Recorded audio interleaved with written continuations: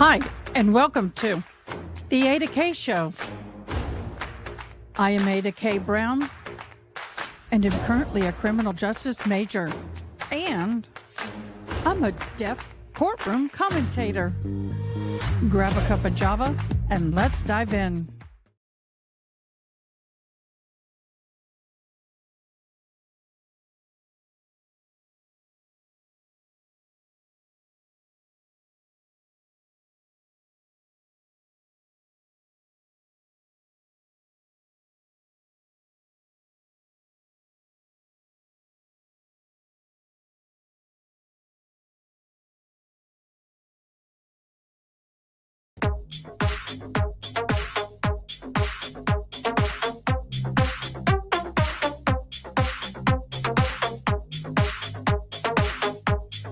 Hello, everybody, and welcome to the live number 2 today. Oh my gosh, y'all. It has been a busy day, but it started out to be a very late night, early morning for us here in Texas. We're going to talk about several things over here, as you can tell by the title. 4 police officers, it has been updated to 7, were injured. Maybe you ought to fix that. Were shot last night in San Antonio in a standoff with a reported self-unaliving event. Unfortunately, one police officer showed up, was shot at and injured, and a total of 7 of them were shot last night.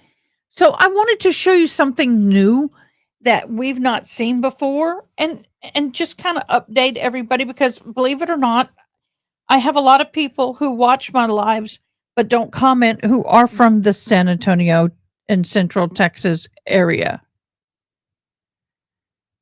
So we're going to share screen. And I need to do the YouTube for that one. Okay, let's add the stage. I need to get rid of that preset, and I don't know how to do it. Okay, guys, so what we're going to do is I want to explain some things as it happened. I did watch this happening live last night. This is the aftermath. So let me see. Let me find the video I'm looking for. Here it is. This was a 7-hour live stream that I watched, and I want you to see this. It's so freaking amazing. This is a new device. It is amazing. Let me see what they...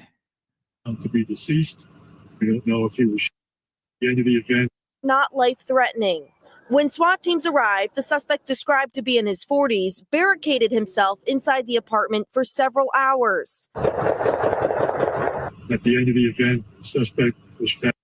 So this device Himself right here, inside the... I'm going to pause it, is I think they call it a bot or dot or something like that. Hello, everybody. This is a new device, and you can see up here, this attaches to this front hook here, and people can stand in it and be totally protected, bulletproof. It is amazing. Let me see if I can, I'm going to see if I can Google.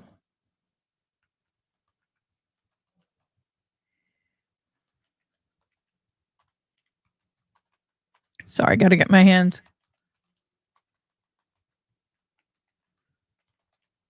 Why can't I get my fingers over? Oh, my keyboard's too far. I'm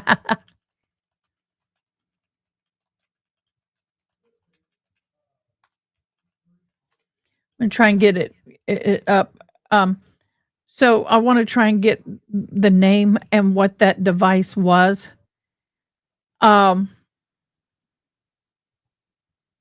It's not bringing up.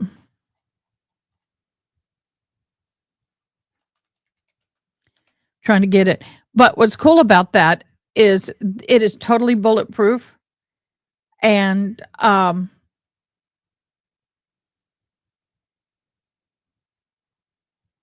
nope, it's not going to bring it up. Okay, so I'll just continue with this. This is the device that they used in order to break through the wall and window to deploy either the gas or some kind of thing. Um, it was simply amazing, simply amazing. And when they showed up, everybody was like, "What? I'm in live communications. I don't have anything new." Did it just did you just did you? Huh?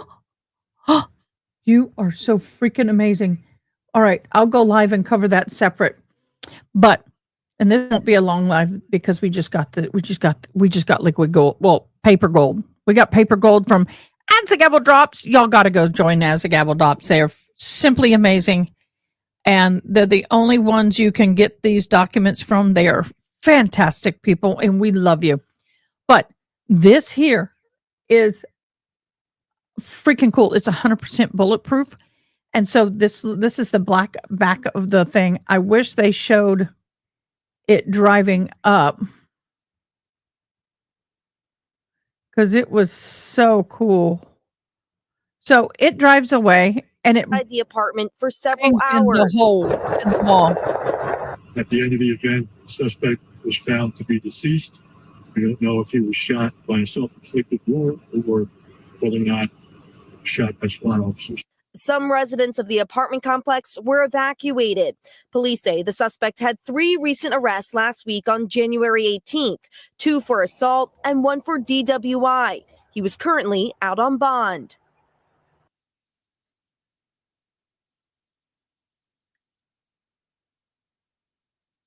So the question as to how the person died is going to be continued to be looked at. I'm just showing you some more images. It was a very intense 4 or 5 hours. I watched all of it. This is when the police first started showing up. The news channel was there right after the second police officer was unalived. I'm trying to find. So anyway, 7 police officers were wounded. Thank God at this point in time, nobody has passed away. It is a miracle. It really is because one police officer went up to help, and then another police officer went, and they just kept getting shot. And I don't understand why, but it is what it is. Here, let me show you this. This is the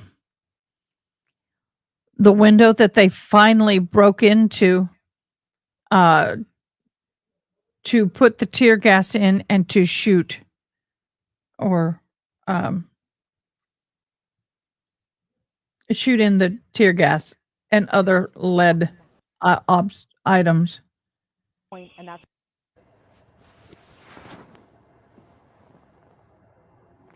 So luckily, nobody is deceased, but the Hey, person thank you so much for joining the live himself. stream on Facebook. You're watching a live picture right now in Stone Oak Parkway of the 7 officers This is who a were very shot that are now comfortable recovering at neighborhood. local hospitals. They were either shot Not in the lower body, upper patio. body, or hit by shrapnel, but we are told that they all have non-life threatening conditions, which is great news.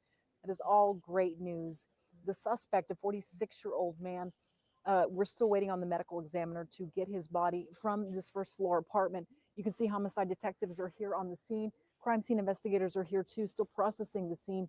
And that's what's going on right now. Now, this all unfolded around 8:30 last night when the mother of this suspect called police saying that this man was suicidal. When the first officer arrived, that's when, according to police, the suspect shot that officer. The officer called for backup, or backup was called at some point, and that's when the other officers were shot as well. Now, according to people at the apartment and police as well, that's when the suspect actually began firing at the officers, just kind of firing as they came to assist. The SWAT team was ultimately called in and threw tear gas into that apartment, and it's still unclear if the man who was killed it was a self-inflicted gunshot wound or if he was shot by SWAT officers. Ew. An autopsy ultimately will determine that. So that's what we're dealing with right now. This is going for more than 12 hours now, but it's obviously a breaking news story that will continue to follow. But now you're caught up with the latest on our live stream. Thank you so much for watching. I'm about to do a live shot here for one of our TV stations, basically telling them the same thing. Just wanted to update you guys on our Facebook live stream right now. I'm going to put my earbud in, check my hair in just a second, get in front of the camera again, and give you more updates as I get them. Okay. So, yeah, no. I'm changing my description. Saved. Oh, Sensei, come on. I am not your pillow. Really? Okay, guys. Now we're going to go here. Okay, let's defense can motion to recover. Okay, let me see which one I want to do. Okay, we're going to do this one first. All right, guys, you get it here. We're live with the Karen Reed document. Thank you again as the gavel drops. You were so freaking amazing. My nose is itchy. Sensei, really? I wish you could see my dog. She is so comfortably laying at my feet. It's not funny. Okay. And here we go. Get my sip of coffee and get going. Welcome, everybody. I did change my title. Please share, comment, and like. I would love to get more people on this live because of the information. So here we go. Commonwealth of Massachusetts plaintiff versus Karen Reed defendant. The defendant Karen Reed's motion to recover expert-related expenses from the Commonwealth. Now comes the defendant Karen Reed, Miss Reed. I keep spelling her name wrong. Why am I spelling her name wrong? You guys don't correct me. I had another friend whose name was R-E-E-D and R-E-A-D on here. Y'all need to, that's dyslexic brain going. All right. I saved it. I made the correction.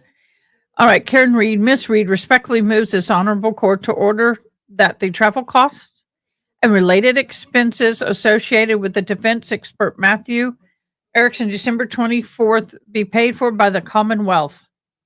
Yay! And it should be paid for by the Commonwealth. Yes, definitely. You deserve it. Okay. The cost, which will include the travel expenses, lodging, and other accommodations, fees associated with the trip to the Canton Police Department, where thereafter the Commonwealth agreed to follow Mr. Erickson to visit the Canton PD Department so that he could perform an independent analysis of the CPD exquack, whatever version, the video of in the DVR system, and any other video footage obtained from January 29, 2022 between the hours of 12 a.m. and 11:59 p.m. And I'm doing this, guys. I'm dyslexic. It's the best I can do. I apologize, but I got to have some contrast here. I wish I could make this black background white font, which is better for me. When Mr. Erickson arrived at the Canton PD, all other DVR footage from the related date had been destroyed at best by the Commonwealth because the Commonwealth failure to preserve the original evidence. Mr. Erickson's trip to Massachusetts was futile. They could have just told him over the phone, hey, dude, guys, we're sorry, but, well, we don't have any evidence. It's been destroyed. The costs associated with his travel to Canton PD would not have been incurred but for the Commonwealth's representations that the evidence existed and that Mr. Erickson would be able to obtain an original copy, of the video surveillance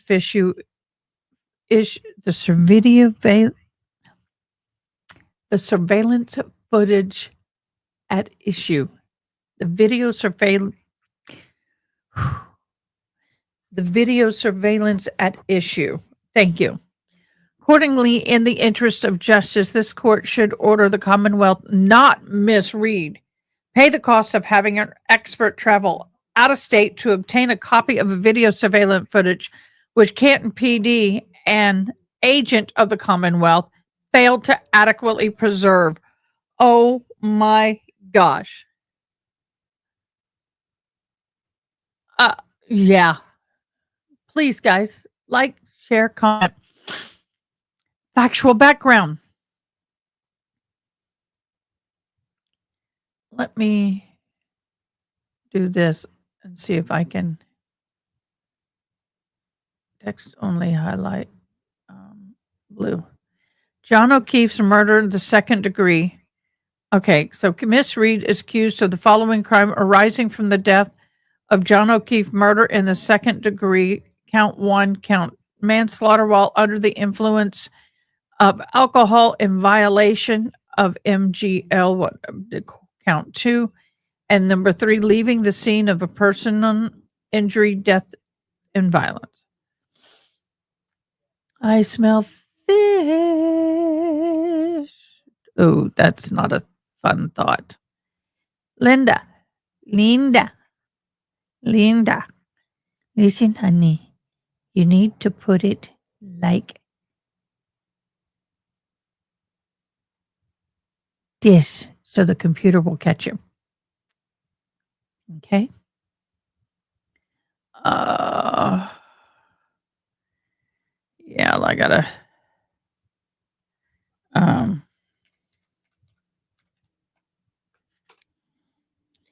okay. Get this back up here with this one. So, the DVR system, the CPD's DVR system and drives that hold records from the CPD, Canton Police Department security camera system, so that the defense expert, Mr. Erickson, could obtain a video file in their native file format with all available metadata. And this is vital in their native file format, not altered to a more transferable format with the metadata. Well, looks like the metadata has been deleted. Oh, but case 1, they did destroy the tail light into 40-something pieces. They even destroyed that too. From January 29, 22, between 12 a.m. and 11:59 p.m. in order to ensure the accuracy and complete download of all available data and metadata. Oh, that reminds me, guys. I got to put this up. Now I know how to take out the background, but then it's harder to see. The video footage of this crucial importance to the defense. It is. The Commonwealth has provided the defense with Canton Police Department video footage on 3 occasions, April 4th of 24, shortly before the first trial in this matter. The Commonwealth producing the footage from the CPD main driveway and the CPD Sallyport front wall for the very first time. Okay, I want to go back up here. I want to read this. A motion to dismiss for extraordinary governmental misconduct based on the destruction of this and other exculpatory evidence is forthcoming. The motion should not be deemed a waiver of any such claim or issue. Notably, when Mr. Erickson arrived at the CPD to extract the video from the DVR system, the security camera system was set to overwrite older video surveillance footage with a new surveillance footage after approximately 30 days. Notably, however, each of the 3 instances in which the Commonwealth produced a CPD footage to the defense was far outside the 30 days. Ooh. What did I tell you would be coming? That right there, this right here says a lot. Number one, they're going to want a motion to dismiss because of this. Number two, they said that, oh, it automatically rewrites if it's older than 30 days. But notably, right here, notably, oh, I like it gets darker when you keep clicking on it. Oh, look at that. That's cool. Notably, however, each of the three incidents which Commonwealth produced the CPD footage to the defense was far outside the 30 days. Oh my gosh, that's huge. So the Sallyport front wall footage provided the Commonwealth omitted a 42-minute interval during which the SUV arrived at the CPD Sallyport garage. Trial transcript, blah, blah, blah, blah. This is missing footage could have been used to show the condition of the SUV's right tail light upon arrival in the Sallyport, and to the date would be the only footage that serves that purpose. Trial transcript, blah, blah, blah, blah. The condition of the right rear tail light of the Lexus SUV at the time is entered law enforcement's custody is perhaps one of the most critical and highly contested issue in the case. It is. And on top of that, where are the when any tow truck driver, okay, picks up a vehicle, they take 360 photos, all four sides of the vehicle with their cell phones or company phone prior to picking up the vehicle. Before they move it, hi, Linda. Thank you, Linda.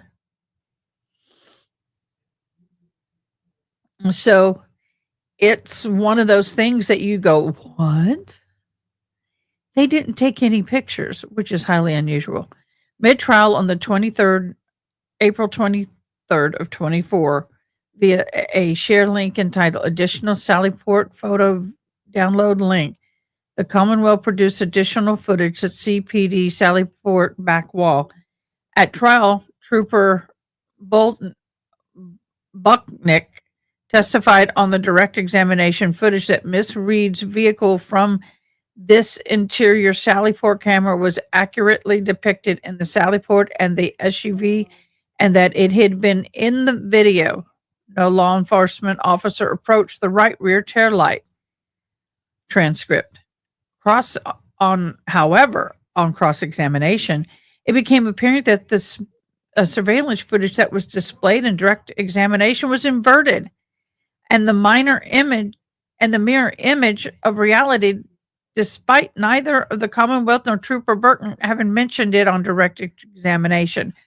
So by inverting it, you would think that you were looking at the correct side when you were not. Okay. So we're going to come up here. Got to go zoom back up here. Right here. Notably, however, for 30-day, here it is. Window after which the CPD DVR system was set to overwrite old videos recordings. See, whatever. Thus, an agent of the Commonwealth must have saved all aforementioned footage in the playable format at some point before the end of the 30-day period, which ended in February of 22. The Commonwealth, let me say, the Commonwealth therefore had care, custody, and control of all the footage produced to date during its discovery phase in the initial trial, and chose not to turn it over to the defense. So basically what they're saying here, and I love it, is this. My package has arrived. Yay. In order for the Commonwealth to have shown some of the videos, they had to have the original, because the videos that they showed were more than 30 days apart. So they're lying, basically. No, she won't. She won't. My son won't bring it to me. I need to go get the package. Therefore, when the video appeared to show, can I have my package? Right here. I don't know why it's so huge. It shouldn't be huge. Really?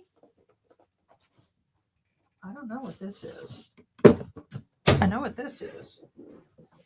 This is my new microphone arm because my other one is dying. I don't understand why it is. It's a nice arm. It just, the grips don't hold. Hold on. What? I don't know what this is.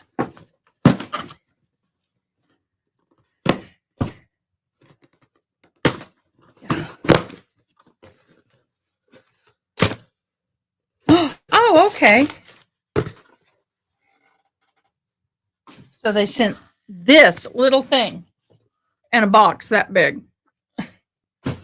Y'all, we have so many boxes here. It's not even funny.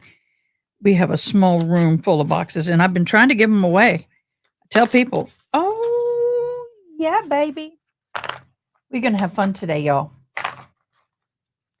In honor of my sister, on my microphone, I can put these right there. My pink, in honor of my sister, because that was her favorite color.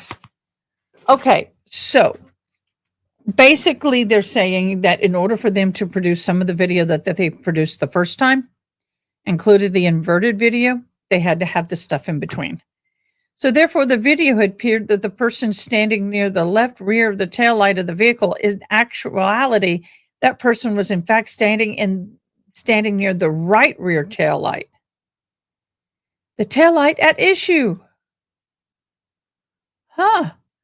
It remains unclear as to why the inverted video was held from the Commonwealth and produced to the defense in the middle of trial after the CPD surveillance footage was turned over to the Commonwealth. Wow, y'all, this is getting good. Most recently, post-trial, October 10th of 24, the Commonwealth again provided new video surveillance footage, this time from CPD church side exterior, first floor corridor, rear lot main side, and rear lot cruiser side angles. CNOD XLV1II. This footage shows Brian Higgins arriving in the parking lot of Canton PD at 1:26 a.m. He then entered the Canton Police Department and spoke to the same unidentified individuals on the phone as he was leaving the Canton PD between 1:34:52 and 1:34:56 a.m. Significantly, this material is relevant evidence which established Brian Higgins was on the phone with an unidentified individual at 1:34 a.m. as he left the Canton Police Department shortly after O'Keefe's death, which withheld from the defense on the first trial. What? I'm getting dry mouth. Sorry. Let's go through that again, because this is new information. I'm like, my camera used to be here. Now it's here. Everybody who's joining me for the first time, thank you so much for joining. I'm Ada K. We have the newest documents that just dropped from the Karen Reed case.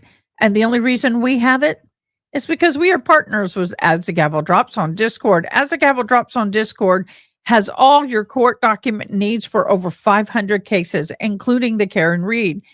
And all you have to do is join, verify your account, and you too can have access to these documents to read at your leisure. Also, we're proud to announce that As the Gavel Drops has started a new TV channel, As the Gavel Drops, and they have downloaded their first short. Please go subscribe and like. Thank you very much, As the Gavel Drops, for supporting our channel. Most recently, post-trial, October 10th, Commonwealth again provides new evidence of surveillance footage, this time from the PD church side exterior. That's 1. 2, the first floor corridor, the rear lot main side, and the rear lot cruiser side angle. That's 4 new camera angles they didn't have before. This footage shows Brian Higgins arriving in the parking lot at the CPD At 1:26 a.m. is when he drove in. He entered the police department while speaking to an unidentified person on the phone. As he was leaving the Canton Police Department between, oh, my hair's tickling me, 1:34:52 and 1:34:56 a.m. Significantly, this material and relevant evidence established Brian Higgins on the phone with an unidentified person at 1:34 as he left CPD shortly, and I mean shortly after John O'Keefe's death was withheld.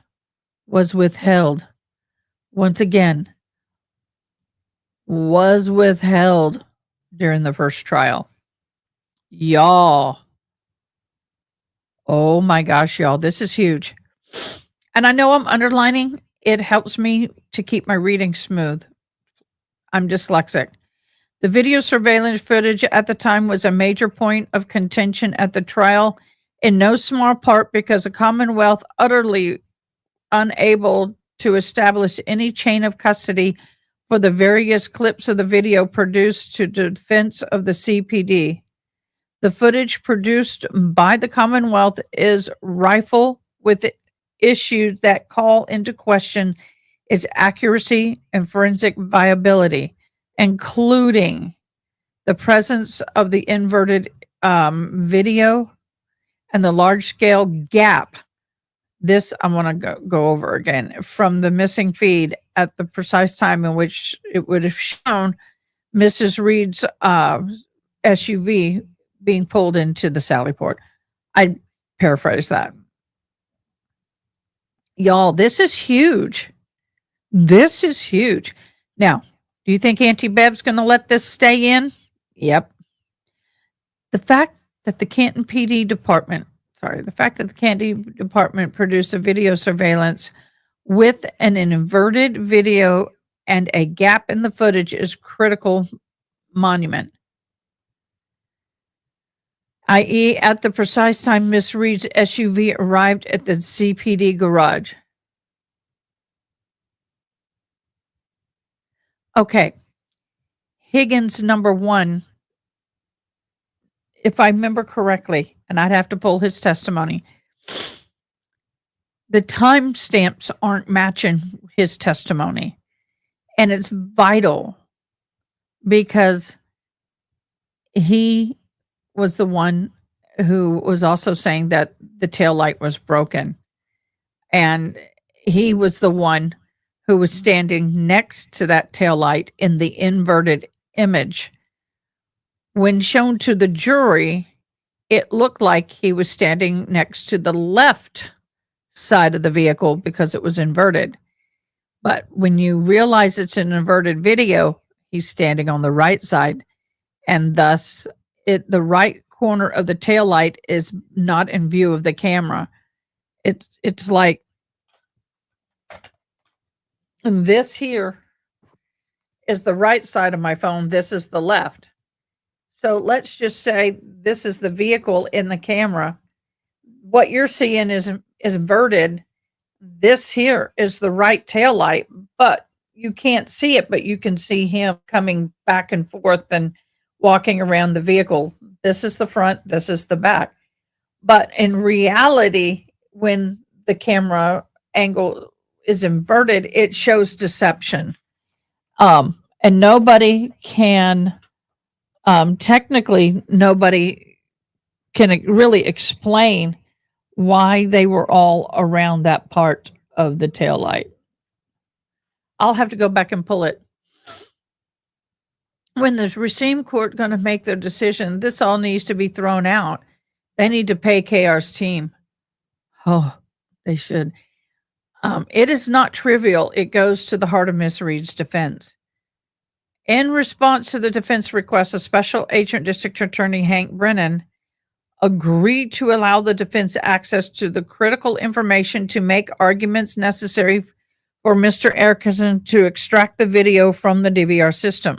According to Mr. Erickson, traveled from Phoenix to Arizona to Boston, Mass on December 11th of 24 After making arrangements to visit the CPD, returned to Phoenix on December 12th. The work of Erickson did in connection with this trip, the work Mr. Erickson did in connection with this trip, as well as the flights, hotel stay, Uber rides, and other accommodations associated to travel to Mass, cost Miss Reed,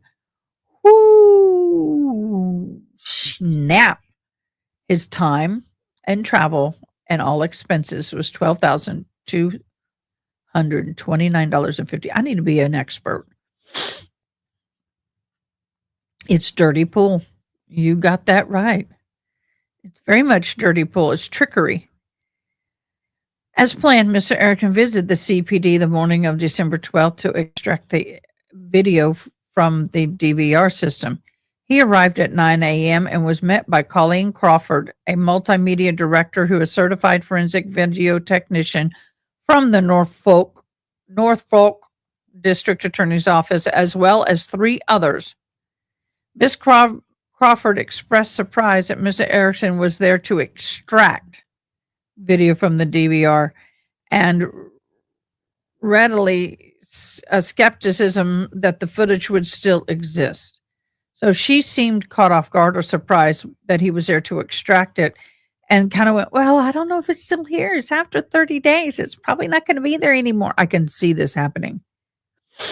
Mr. Erickson subsequently asked whether anyone had access to the system to determine whether the relevant video footage was even present. They said no. No, no, no, no. Notably, before Mr. Erickson made his trip to Mass, counsel for the defense team spoke directly with Ms. Crawford, who made aware the footage and the parties had agreed would be extracted by the defense. So she knew, but she played Erickson. After photographing the relevant equipment, Mr. Erickson began recording and then accessed the system. Initially, it appeared to him that there were only 30 days of video history.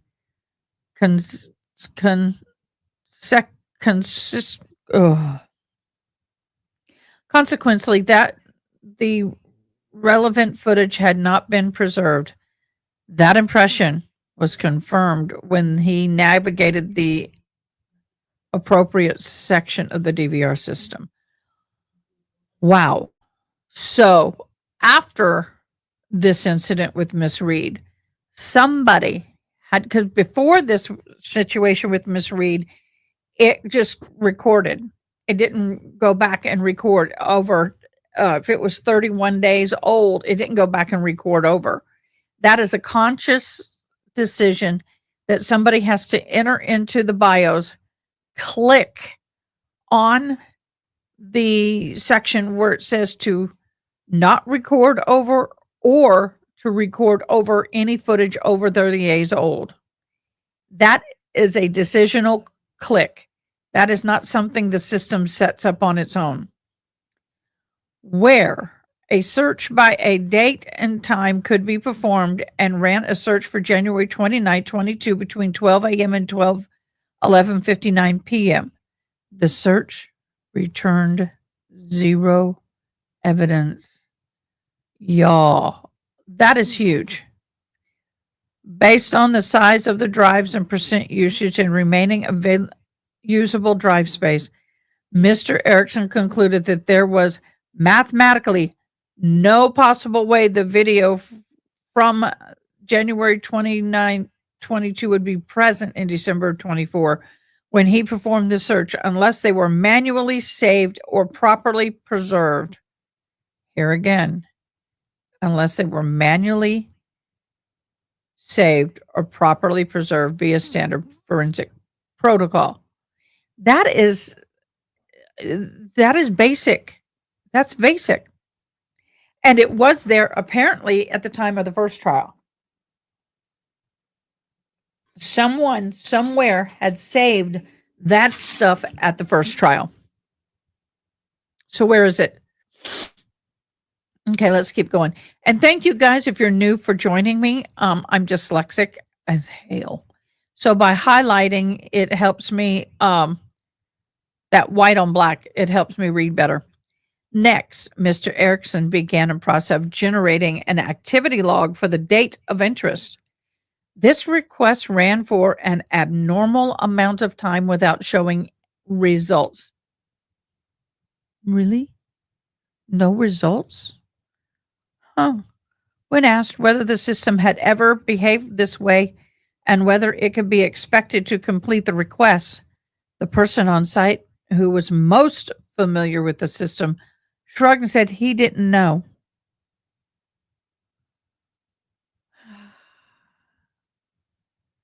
Yeah, he did know. You know, if you are a forensic person and you were a technical forensic person and this audiovisual forensics, you know your crap. You know darn well this has been tampered with. After investing approximately 10 minutes into this and similar actions, no results. I love this. This is going to be no results. No results. No results. Mr. Erickson determined that the relevant activity logs were gone. See, there's two different things. You have the video itself, okay? And then you have a separate folder, which is activity logs. Activity logs do not normally delete on their own. Now, the video may be rewritten over, but there is a folder and it's years worth of activity. Each date someone logged in, logged off, what they did. It is all documented. And unfortunately, it's not there.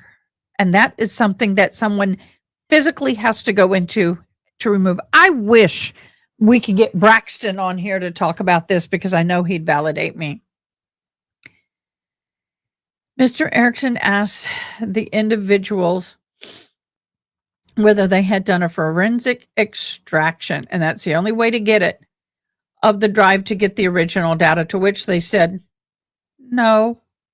Well, I think that's a bull-faced lie. Didn't they have to have that for trial number 1? He asked, how do they preserve the video when they need to? And they responded, they simply manually saved the video from the DVR. Finally, he asked if they had a written protocol in January 22 or now for saving the video. They do not. I call BS on this.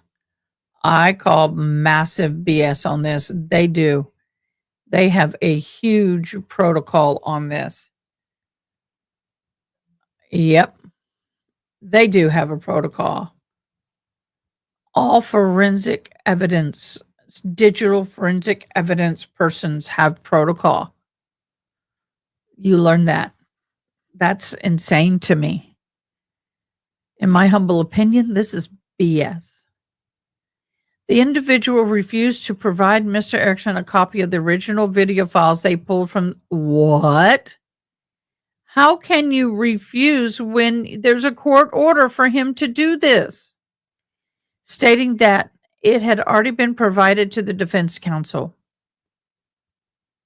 No, it is not. Parts, all have not. Stating that, okay, when asked how they produced the footage for court or the defense, they looked confused. Ooh, that's interesting, y'all. Mr. Erickson clarified by asking whether it was provided on a USB drive, a disk, a shared link. They couldn't tell him for sure. What?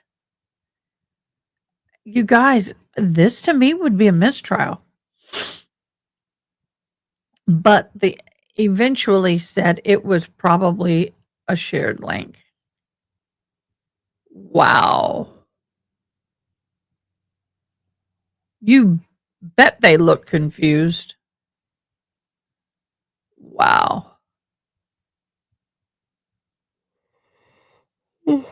Excuse me. I need more coffee. The way the CBD technicians extracted the video data from the DVR system is insufficient. for forensic purposes and resulted in a permanent loss of the original data, video data. The CPD DVR system is like most stores videos in a proprietary format. CPD uses the DVR interface to pick and choose which videos to save. Then the data is converted by the system into a playable format. So it's saved onto a hard drive. Then if I want to save it, then it extracts that section and it saves it in a format that which can be not only played but also can be sent back and forth. It can be used. Resulting file is almost always lesser quality than the original. It is. So um in photography, it would be me shooting in raw format versus 34 DPI. Raw format is always going to be the highest and best quality, but the file is so huge that just taking a one snippet of a photo in raw format and trying to transfer it into a thumb drive or some other saving device would take forever and it would take up so much space. So what happens is the device will compress the image and make it easier to transfer and to save, but some of the quality is always lost. And because of its existence as different format, the resulting file will not hash verify the original. As such, forensic experts cannot properly testify authenticity and integrity of the footage. So, for example, I have an 8 terabyte hard drive, right? So I could take that 8 terabyte hard drive and go to the PD and download that footage because the hard drive is huge. But if I only have a 256 gigabyte hard drive on a thumbnail and put it in, it won't work.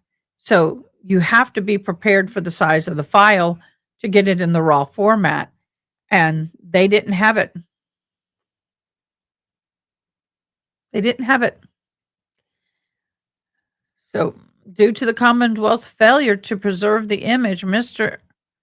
Erickson was unable to extract the video from the DVR system footage from January 29, 22 to obtain relevant footage between 12 a.m. and 11:59 p.m.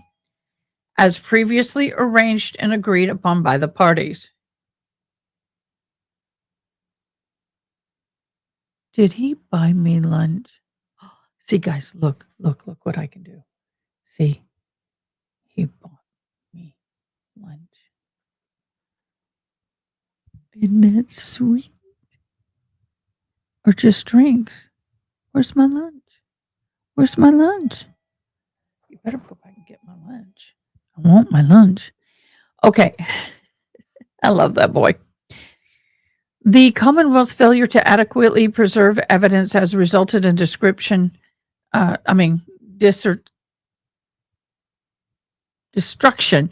one forensically sound image or hash verified copies of the video surveillance footage from CPD January 29 of 2022. Thank you. Do we have lunch or is it just this?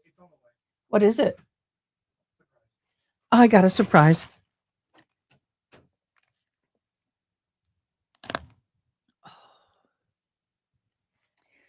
Cold drink, much needed. Thank you, son. I started this new medicine at night to help with my rheumatoid arthritis, and I've been having cotton mouth.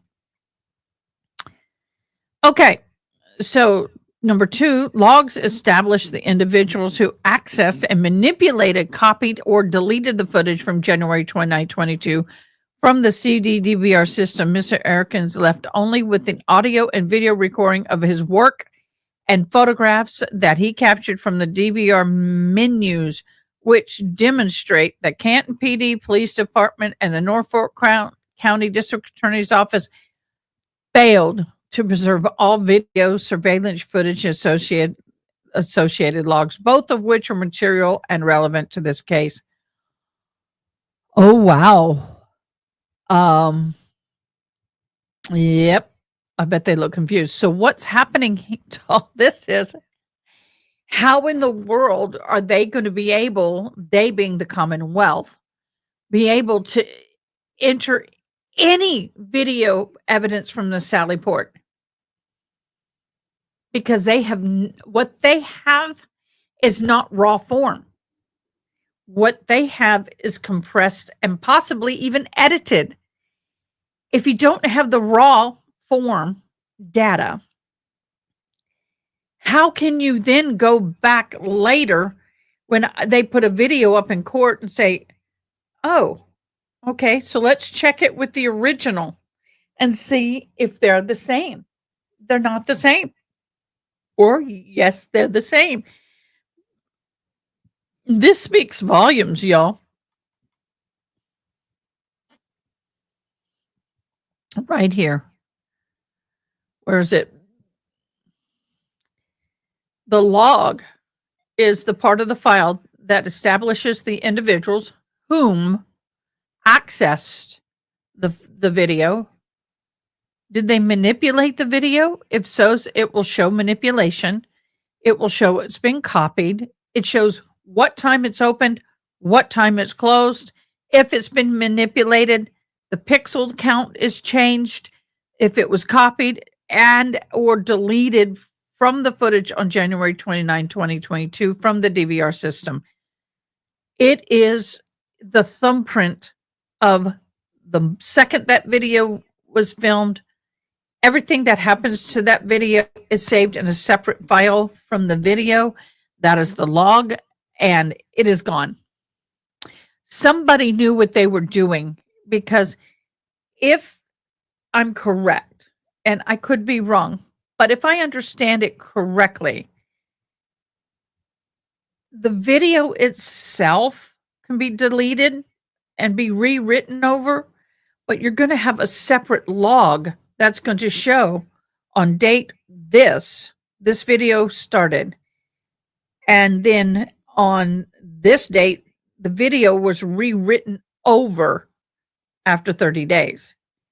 The logs are going to show that, but there's no logs.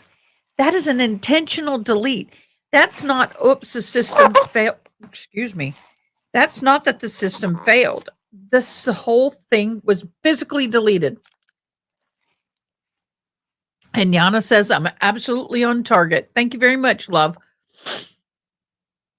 So in reality, anything produced as that's a video, I'm gonna really highlight the snot out of this.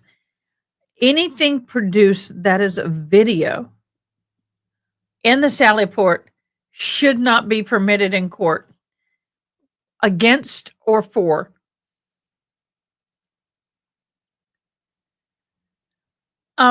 Pretty much, but it was more than just a half bleep job. It was more than a half job. It was purposeful removal of said evidence. It was physically deleted. And by the way, somebody asked me to show this again. It's kind of small on your screen. Hi. Here's my working space. I know you guys can't see everything, but I've got computer, iPad, document, main screen, secondary screen, switcher screen, and soundboard over here. And behind the drink is the stream deck. You can't see it. So somebody asked me to show that on my other, so I did.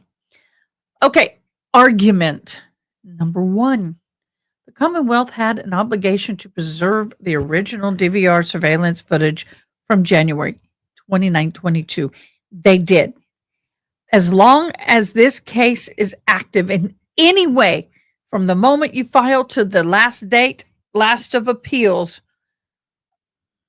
oh, I'm enjoying it. Well, it's making it easier for me to pull things up, and eventually I'll have sound, because my laptop, unfortunately, I'm having a problem with the sound.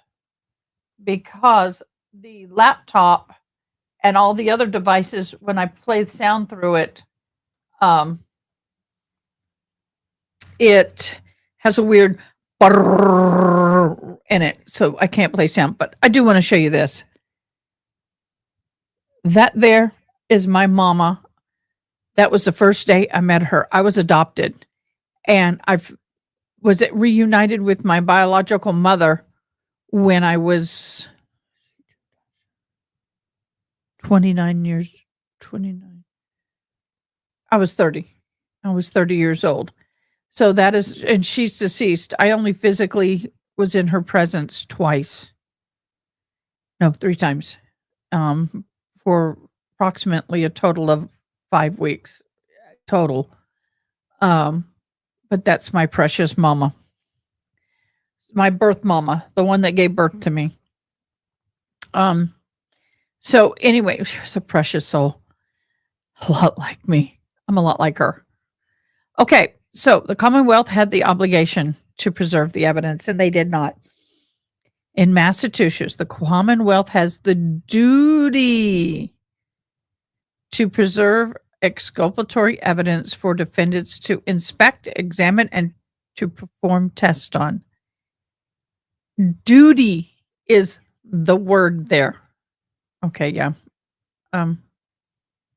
Okay, my output's right. Sorry. I'm not going to read through that. State courts have repeatedly stressed the need for procedures to do their utmost to preserve and present exculpatory evidence which is available to its prosecution. The evidence is considered exculpatory if it merely tends to diminish the defendant's culpability. Okay, this is a good definition, and I'm going to really highlight that. I know some people are like, what the heck are you doing? Evidence is considered exculpatory if it merely is tend to diminish the defendant's culpability. Any evidence which tends to impeach the credibility of a key prosecution witness, such as evidence showing of that footage of the defendant's vehicle, the alleged unaliving or red rum weapon has been tampered with or altered, is clearly exculpatory. Wow. For the loss of the original DVR surveillance footage, Miss Reed is entitled, at minimum, to recovery of the expert-related expenses. I'd be screaming it, honey. I would be. When potentially exculpatory evidence is lost or destroyed, as here, the balancing test is employed to determine the appropriateness and the extent of the remedial action. I can't believe I got that right. The court must weigh the culpability of the Commonwealth, the materiality, I guess, of the evidence and potential prejudice to the defendant. Here's the balance test that indicates the Commonwealth is culpable for the loss of the original footage. The footage was material evidence, and its loss prejudges Miss Reed, which means without that material, they can't go back and argue its validity, so it prejudices Miss Reed. They can't they can't argue against it. There's nothing to validate it. The Commonwealth is culpable for the loss of the original DVR footage, critically for the purpose of balancing tests. The Commonwealth is culpable for the conduct of its agents, and culpable conduct includes action ranging from intentional, negligent, and inadvertent. See blank blank. Therefore, the failure for the Canton Police Department to preserve the footage, whether intentional, reckless, oh, this is good, whether, I'm going to change, I do this because I'm going to school, so this is good for me for later. Intentional, reckless, negligent, or inadvertent is abstracted to the Commonwealth. Hold on, let me get that done. Attributable to the Commonwealth. See blank, blank, blank. The prosecutor's obligation for proper handling of exculpatory evidence extend to the material in the possession or control of the members of the prosecutor's staff and or any others who have participated in the investigation, the evaluation of the case, and who either regularly report or references the particular case have reported to his office. So this is similar to somebody else's case.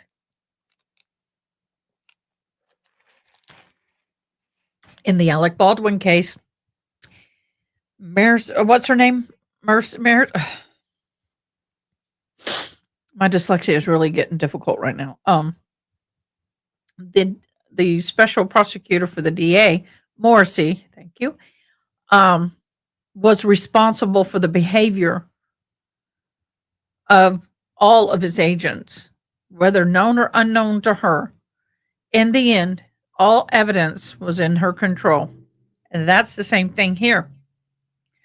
Every bit of evidence that the prosecution has, they are the ones who are responsible for, and they're obligated for the proper handling of the evidence at all times, including the possession of it, how it's stored, who accesses it, when, where, how, why, everything that goes anywhere near that evidence from the moment they collect it to the end of the appellate issues the appeal is done, they are responsible for it.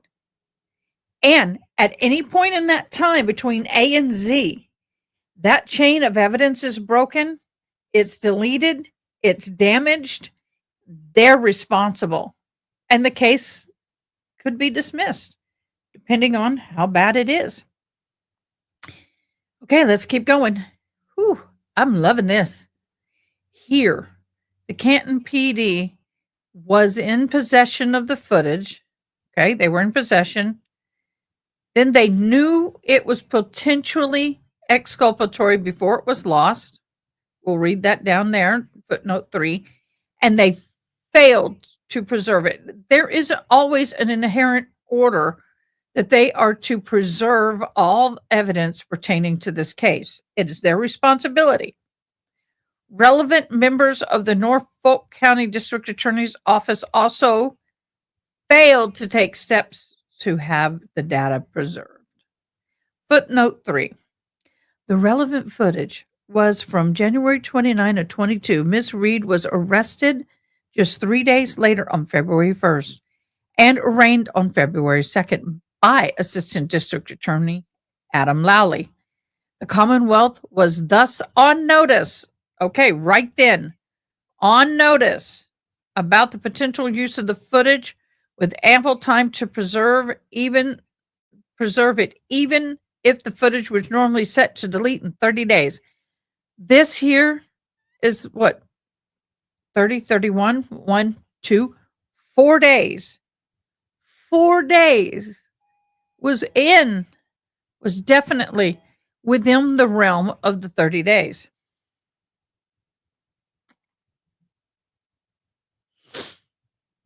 I'm trying to see what he ordered. He's surprising me with something for lunch. Okay, so upon holding lower court decision, Commonwealth was responsible for the inadvertent loss of the evidence. I got to do this. I can't read without the division. And was culpable for its failure to preserve exculpatory evidence, given the failure of the Assistant Attorney General to be sure that the file was preserved and reserved. Oh my gosh. What did you get? Cubogo. You got me quesadillas? Yep. Ah, here, babe. Oh no, I use it as a trash bag.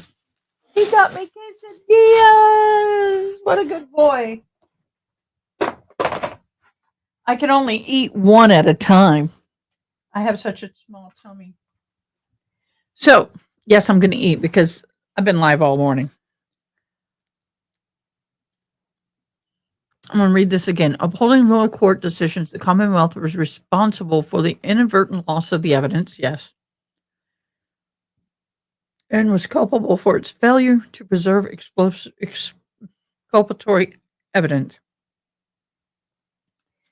Given the failure of the Assistant Attorney General to be sure that the file was preserved and whatever the bracket was negligent on the part of the allegedly defrauded company which working for the prosecution in misplacing the file. Internal quotes admitted. B. The original DR footage was material.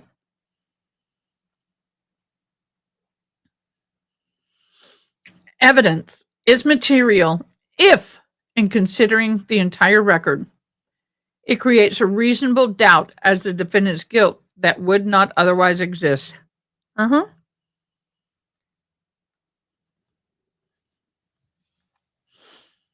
Definitely was material evidence. Well, y'all are quiet in chat. Wow.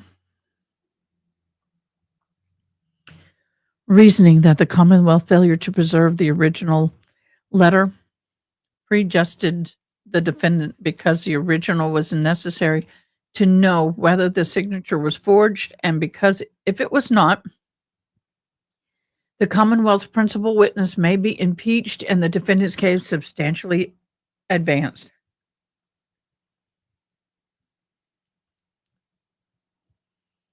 Thank you, Christy. Thank you, Charlotte.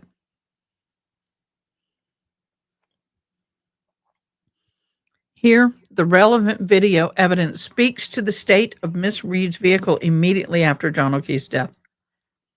And it does. And that is huge. Huge. I know somebody jumped me real hard on comments on YouTube because I eat while I'm live.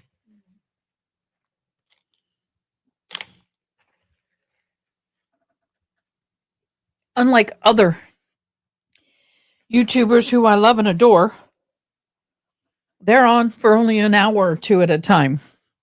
Sometimes I have been known to have been on for 16 hours straight. So comfort breaks and food is needed. Here to the relevant evidence speaks to the state of Okay, this is huge because this is where we are. This is the 90% of the case hinges on this problem right there. See, Karen Reed, and there's footage of Karen Reed backing up at the house and dinging into, and I don't call it a hit, I call it a ding, into John O'Keefe's car where you see the tire kind of go, So you know, and even Auntie Beth said, I didn't see the tire move. I'm like, bitch, please, it moved. It did damage her taillight.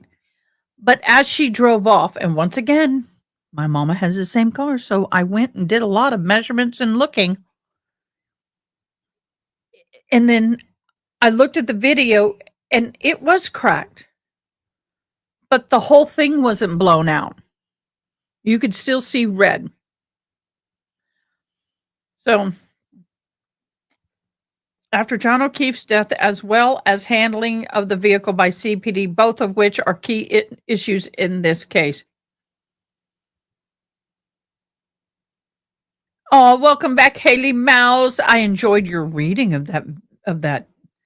I enjoyed your voice. Was that your voice as the gavel dropped on the short that was made? Y'all got to go see that.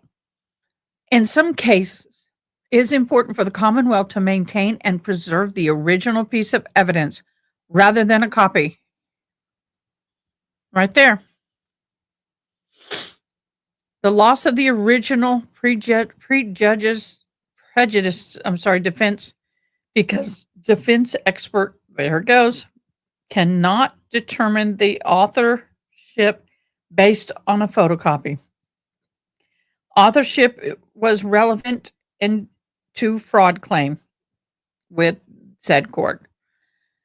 That finding that loss of original paper bag with handwriting found at the homicide scene did not prejudice the defendant because a handwriting expert stated that the photograph of the bag was adequate for his analysis and testimony based on the photograph, which the defendant had to access. This is one case. First, the original DVR data and footage was necessary for proper analysis of the authenticity and the integrity of both the video, both of which are actually at issue here. And that's what I said earlier. That's not you on the gavel shop. Oh, it sounded like you, but then again, I'm deaf. I have a hard time distinguishing. Okay. They have to go back to the raw. Remember, I was speaking about the raw data.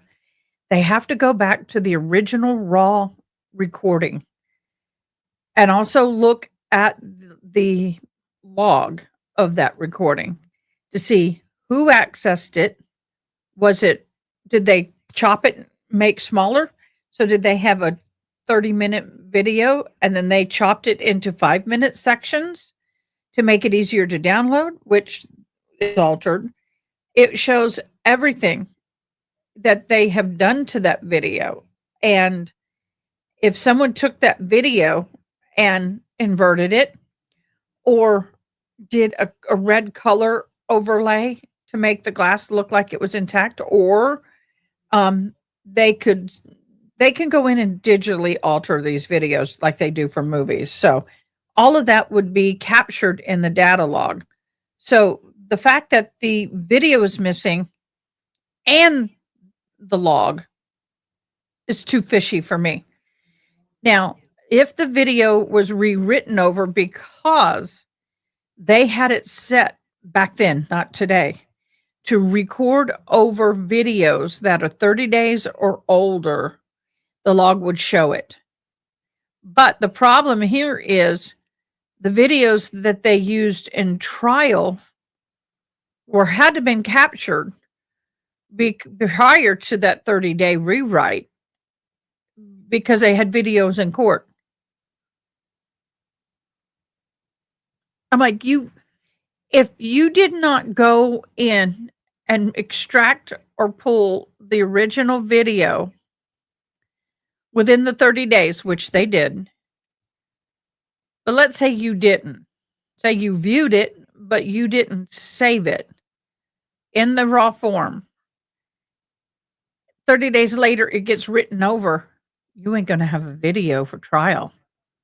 And that's one of the things they're arguing. So where's the raw form? There was no raw form. So that it especially concerns in this case where there is substantial evidence suggested that the videos have in fact been altered, despite the claims to the contrary of the Commonwealth.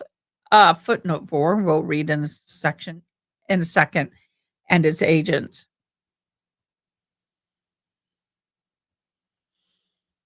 Second, because the methods used by CPD to access the playable format of the surveillance footage, the video ultimately produced the Commonwealth are lesser quality than the original footage for the reasons the fact that the videos are available in some form is not sufficient. They cannot do that because they have to be able to go back and compare the video that they presented in court with the raw form to ensure that it's not been tampered with, altered in any way. The videos in their original format were material and should have been preserved. It's a must have been preserved. I'm going to just go ahead and do this to save me for later because I just going like I'm going.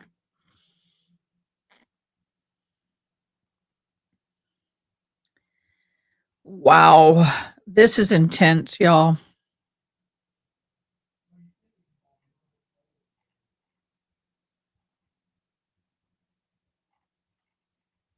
I got to get back to where I was. Here's footnote 4. That's where I was. Specifically, the surveillance footage produced by CPD included an inverted, here we go, an inverted video and the footage with significant gaps. That was huge. There was a huge gaps in those videos, including gaps at the precise time Miss Reed Lexus entered the CPD Sally Port. Right. One of the most important parts of that video is, and you got a gap in your garage. One of the most important parts of that video is the vehicle coming in to the Sally Port with and seeing the condition of that tail light upon arrival. The loss, and people sitting here saying, hold on. There are people sitting here saying that, oh, now I know why the dog is laying at my feet. The cat's in the dog's bed. Now we are seeing why this trial is going to be important to watch again, because this is not going to be the same trial. Phantom people, think of me, yeah. So people, I'm hoping people understand, and I know a lot of people like, I don't want to watch this video. Y'all, I mean, I don't want to watch this trial again. This is not going to be a remake of the first trial. This is going to be totally different. And it's going to be spicier. And I'm going to have my notes. I need somebody. Who was it that volunteered to type up my notes? My problem is scanning or photocopying or somehow downloading that many pages is just too much. So I may have to just sit back and do it myself. My hair is doing its own thing. Okay, so y'all, this is going to be a trial. It's going to be much better than the first one. Do we have Hilda? I like your name, Hilda. The loss of the DVR footage in combination of the Commonwealth's misrepresentation further prejudiced Miss Reed by burying her with a significant and unnecessary financial expense. So what's going to happen here is, say the judge comes back and says she's agreeing, you need to reimburse them for that expense. Well, what else do you think that says to me? If I was a juror and knew about this, I'd be going, if the judge awarded the defense the money because they found that it was fruitless for them to go and look at the video when the Commonwealth knew it wasn't there, that's basically them saying that they're getting fined for lying. So then I would put a motion in that they could not bring up anything about video footage of the vehicle, broken tail light. They couldn't testify anything about vehicle, and that's their whole case. So if they throw out the tail light evidence and anything evidence based on the vehicle, based on this, their case is done. And she walks.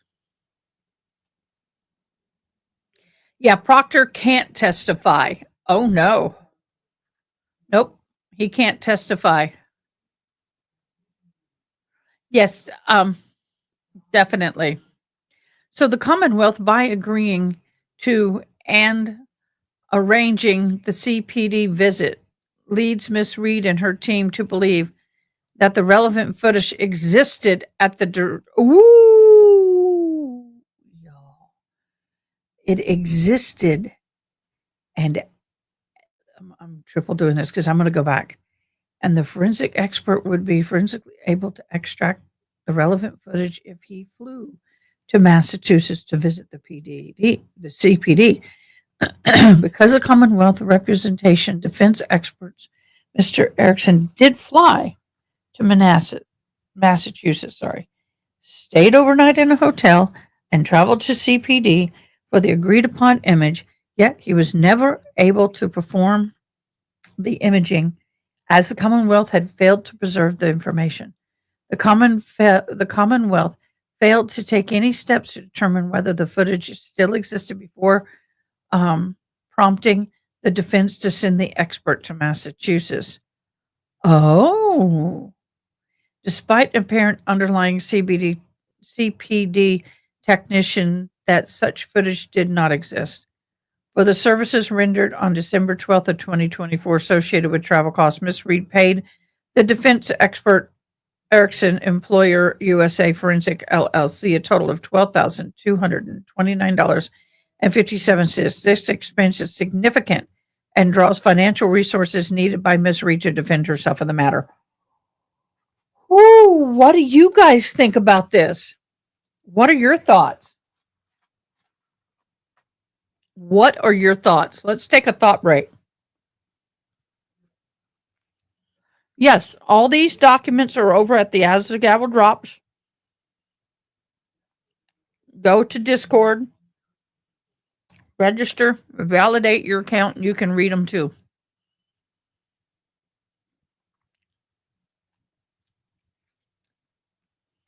I want to know what they think the appropriate remedy for this loss is.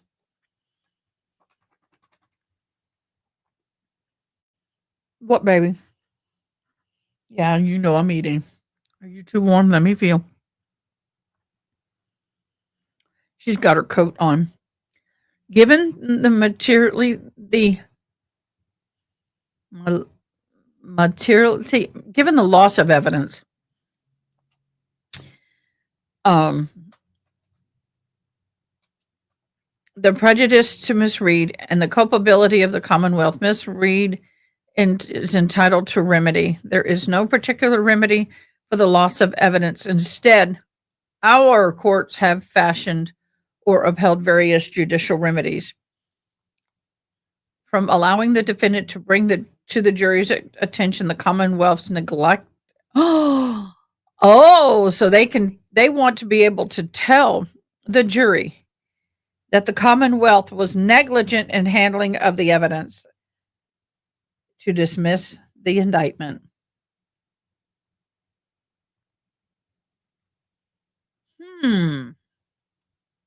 Really, Sensei?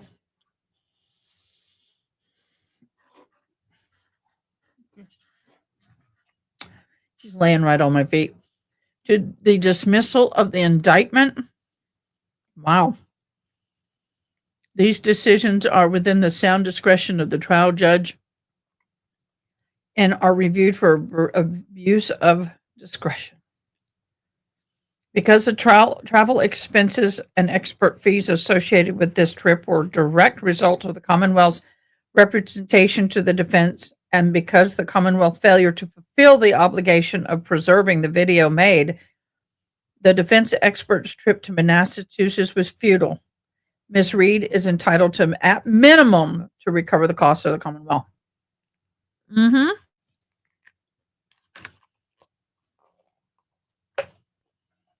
Why are you not screaming, Miss? Why are you not screaming to have the case thrown out?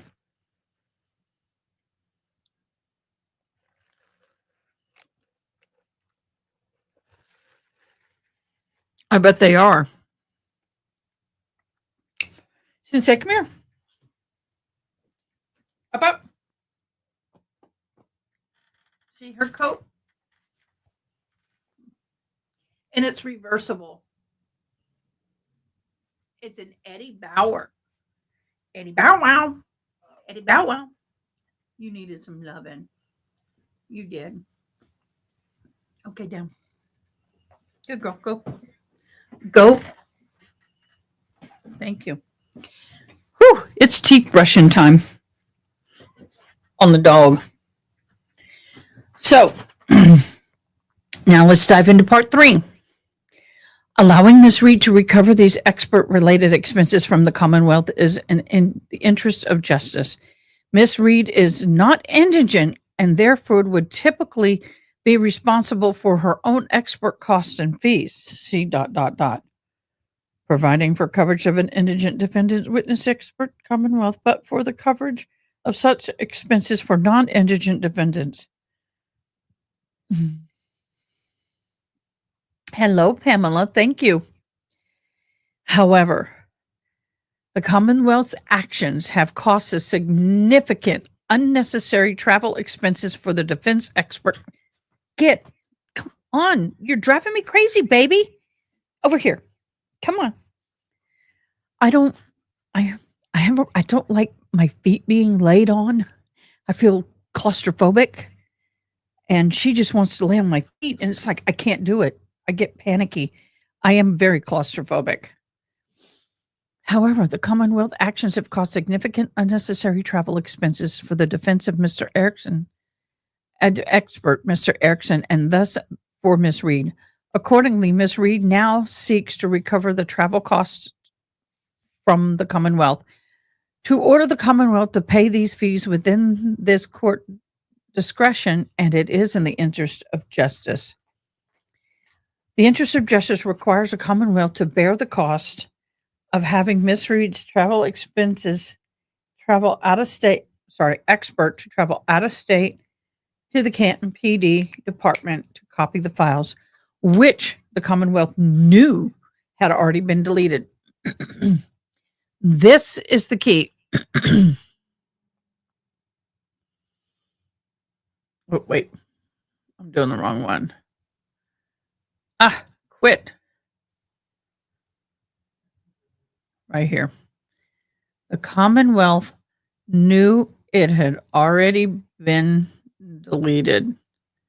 This is huge, y'all. That to me is BS. Just saying. I forgot to push a button.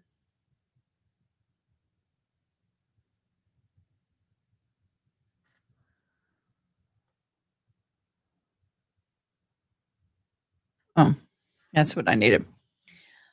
To force Miss Reed to pay for the expenses out of pocket when she already is prejudicated by the loss of evidence itself would be a complete miscarriage of justice. Defense expert Mr. Erickson traveled to Manassas I used to live in Manassas, Virginia. Massachusetts as a part of an arrangement made between the defense and the Commonwealth, in which the Commonwealth represented to the defense that Mr. Erickson could visit CPD and extract the relevant footage. They knew. Okay, at the time the Commonwealth made the representation, it knew or had reason to know via its agent who were responsible for properly preserving the footage did not. And via assignment District Attorney Lowry and Special Assistant District Attorney Brennan, who did not take actions necessary to ensure the evidence was preserved by those agents. That the footage was not properly preserved and thus non-existent. The Commonwealth induced the defense expert into flying to Massachusetts anyway, wasting Mr. Erickson's and the defense's time and causing defense great expense. Ms. Reed should not be forced to shoulder the unnecessarily financial burden. The travel expenses and other costs associated with Mr. Erickson's December 24th, 2024 trip to Massachusetts were incurred as a direct result of the Commonwealth's failure to meet the obligation of properly preserving the material evidence. The misrepresentation of significant expert for Mrs. Reed, who paid $12,229.57. Why don't we just round it up to $12,230 for the expense expert services at the related travel. Because the Commonwealth arranged for the defense expert to travel to Massachusetts to inspect the evidence, and I ate too much. It's going to hurt. That the Commonwealth had not properly preserved, it is in the interest of the justice and Miss Reed be allowed to recover the related cost. Signed and sealed and delivered. Wow. Okay.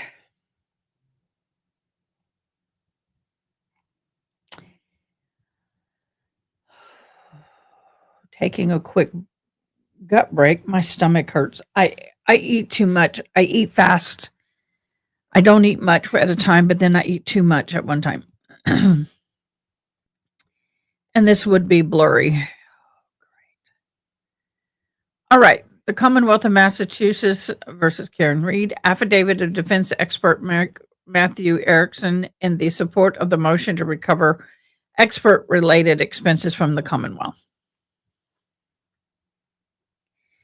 I, Matthew Erickson, do by dispose and state the following is true to the best of my knowledge and believe. 1. I'm a computer IT and mobile device forensic analyst for the U.S. Air Force USA Forensic LLC. I was retained as an expert witness by defendant Karen Reed in the above captioned matter for the purpose of analyzing the current DVR configurations and obtaining forensic video surveillance evidence from CPD, Canton Police Department. See, I can't underline this. See, it doesn't work. Makes it harder for me to read. See, yeah, see, it's too crazy. On December 11th, 2024, I traveled from Phoenix, Arizona to Boston, Massachusetts by plane to render expert witness services in the above captioned matter. I stayed in a hotel for one night and returned to Phoenix by plane December 12th. The purpose of my trip was to allow me to extract the surveillance video from Canton PD DVR system, something eVision, Exact Vision DVR system in the forensically sound manner, which aligns with the methods accepted in the commonly used in the digital forensic community, as well as to receive any video footage preserved within the system from January 29, 22 between 12 a.m. and 11:59 p.m. I visited Canton PD on December 12th, 24 to do so. I arrived at CPD on the morning of December 12th to begin my review of the DVR system about 9 a.m. when I was met by Colleen Crawford, who I was informed was a multimedia director, certified forensic video technician from the Norfolk District Attorney's Office. Well, there's a problem there, because if you are, not only are you a multimedia director and certified forensic video technician from the district attorney's office, you would have all the answers to this. You're just as qualified as this guy. Miss Crawford expressed surprise that I was there to do the work. Readily skepticism that the footage even still existed. I asked her whether anyone had accessed the system to determine whether the relevant video footage was even present. They answered no. Notably, before I made the trip to Massachusetts, the defense team spoke to Miss Crawford as she was made aware of the footage, and the parties had agreed would be extracted by the defense, specifically relating to the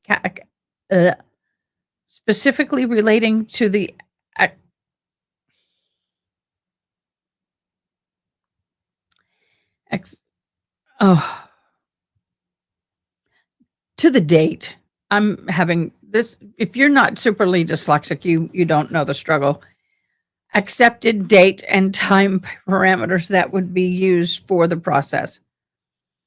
After photographing the relevant DVR equipment, I began to record audio and video and then access the system. So he set up an audio video system like a GoPro or some kind of camera with a mic to record him accessing the drive and the system as to number one, preserve what he did, and number two, to ensure that nobody can question what he did.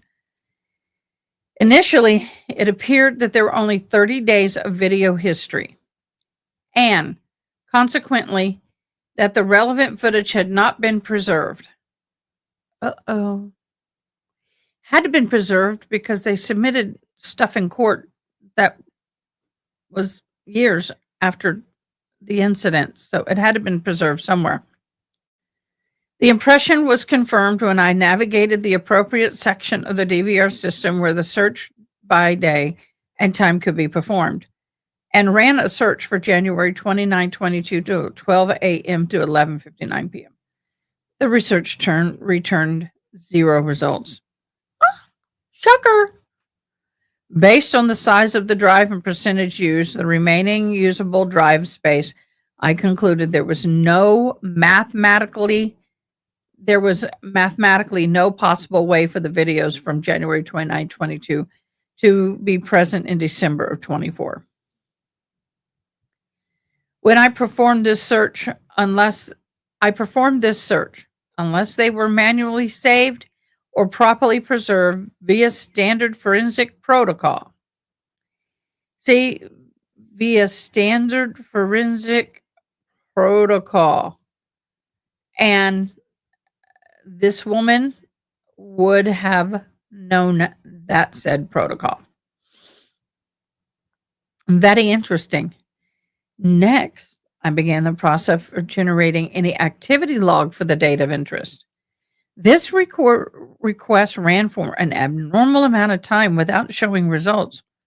When asked whether the system had ever behaved this way and whether it could be expected to complete the request, the person on site who was most familiar with the system struggled and said he didn't know. After investigating approximately 10 minutes into this and similar actions, no result. Hey, Christine. After no result, I determined that the relevant activity logs were also gone. Sugar. I'll be honest with you. Most people who want to get rid of a video and who are not forensically smart into this department would normally not remember or even think, if it was some layperson, would not think to find the logs and remove the activity logs for that time frame as well. It's one thing for video to get written over, but the activity log to be missing is huge. I can see the lawyers tearing them up in court over this.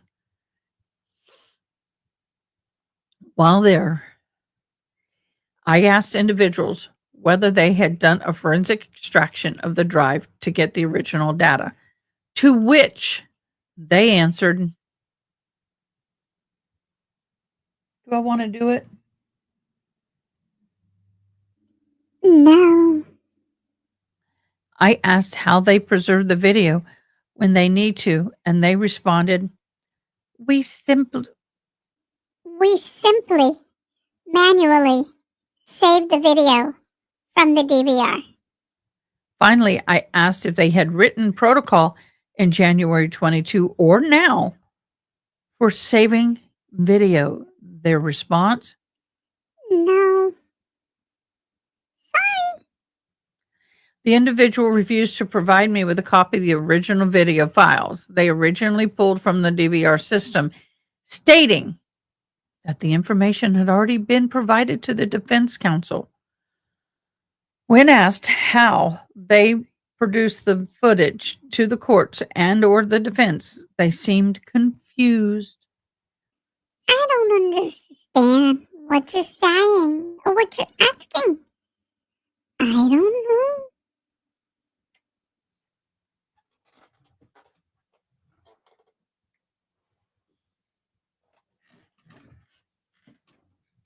Yeah, my back is starting to say, need a little more support, Mama. Ugh. I'm shocked, but I'm not shocked by the incompetence here. The individual review copy information already been provided seemed confused. I clarify by asking whether it was provided by a USB drive, disk, or shared link. They could not tell me for sure, but eventually said, Probably. Shared link. I explained that getting a copy of the video file directly from them would help us to ensure we are working with the same verified data. Same hash verified data that was disclosed to the defense. They continue to advise that I get these files. What? They continue to advise that I get these files from defense. That's not how you say that. They continue to advise that I should get the files from the defense and decline to provide me any original video files. Interesting. By the way, CPD technicians extracted the video data from their DVR system is insufficient for forensic purposes and results in permanent loss of the original surveillance video data. The CPD DVR system, like most, stores videos in a proprietary format. CPD uses the DVR interface to pick and choose which videos it saved, and then that data converted by the system into a playable format. The resulting file is almost always of lesser quality than the original, and because it exists in a different format, the resulting file will not hash verify to the original. As such, forensic experts cannot properly test the authenticity and the integrity of the video footage. Meaning, the original and the copy.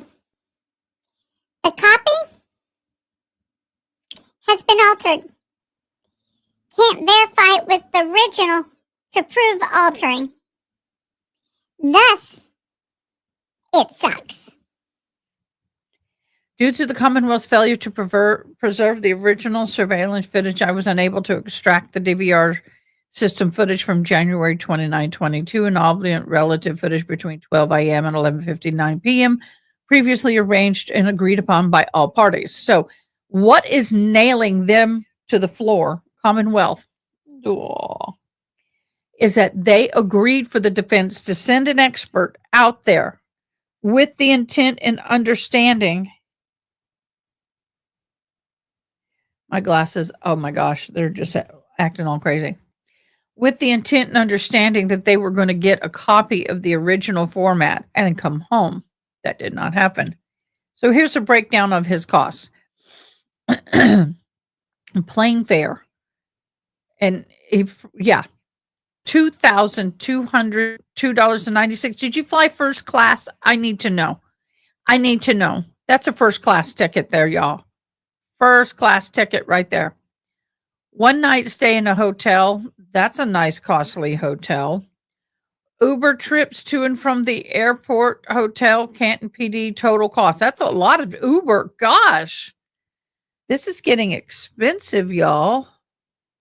Holy crap. Other expenses, snacks, beverages at each airport, Wi-Fi on December 11th, 22, flight to Massachusetts. Why I keep calling Manassas? Because I used to live in Manassas, Virginia.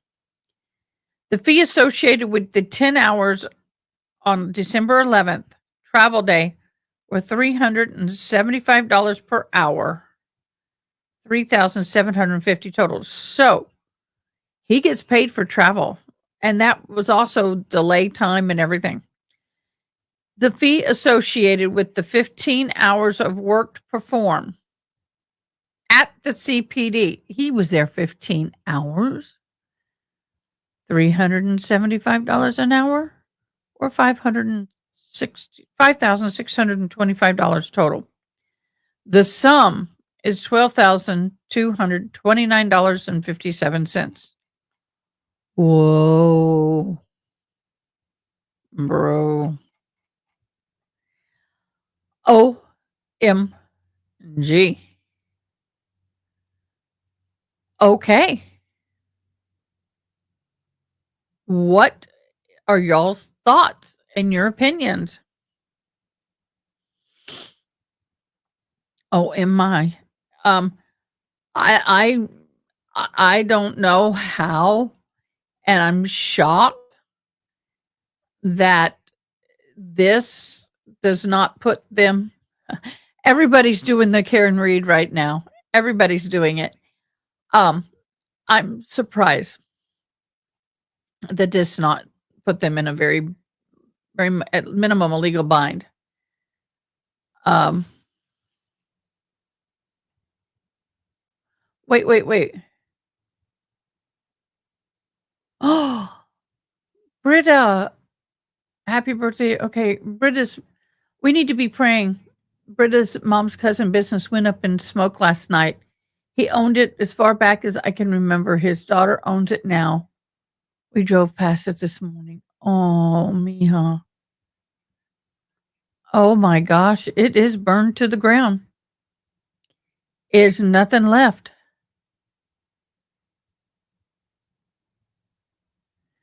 I am so sorry. Britta, we'll be praying for you and your family and for restitution. But yeah.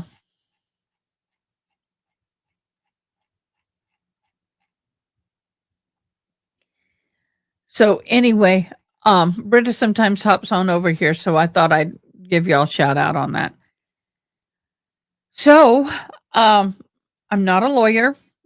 Here's the red solo cup. I'm still waiting for my bling bling. Someone was going to make me a bling one. Someone was going to make me. Hi, Katina. Hi, Tash. Y'all go back. I've just finished reading both documents. It's a lot of reading. Here's the synopsis. The defense and prosecution had an agreement that the defense can send an expert witness over to the CPD office to extract the original files of the video footage from the Sally Port so they could verify and validate on the authenticity of the video footage. There has been some considerable amount of gaps in the timage of the footage, and the most important part of the gap is when Karen Reed's Lexus SUV actually arrived. And without that footage, they cannot validate the condition of the vehicle when it arrived versus when it later when they started producing some of these claims on the videos. Now here's my problem with this. Where are the photos from the tow truck driver? Because the tow truck driver is supposed to take photos before he even touches the vehicle because there's damage to the vehicle. He takes pictures on all four sides. And sometimes they'll take one from underneath if there's undercarriage damage that they can see. So what I want to know are where are those pictures? So they're now requesting because they knew they did not have the footage. They made the arrangement with Karen Reed's attorneys, made the arrangement with the expert to go to the CPD. CPD knew he was coming. They agreed to let him come. And then, hi, Robin. When he gets there, there was no data. Why was there no data? Because it was never preserved. Or was it? And when he tried to find the logs of the video access logs, it was gone as well. No, it was not I don't think it was a CPD tow truck driver. In all honesty, if I remember correctly, it was not a CPD. But even if it was, they're supposed to video or photograph the conditions of the vehicle before they put it on the tow truck. That's a standard policy. So anyway, we're sitting here and there's no video because they say that it was written over after 30 days. That button was clicked on the recording device. But when was that video? I mean, when was that button clicked? Because if you look back and think back on this, okay, let's think back. How could the defense, the prosecution, have all these videos that they produced in the first trial if they didn't download them?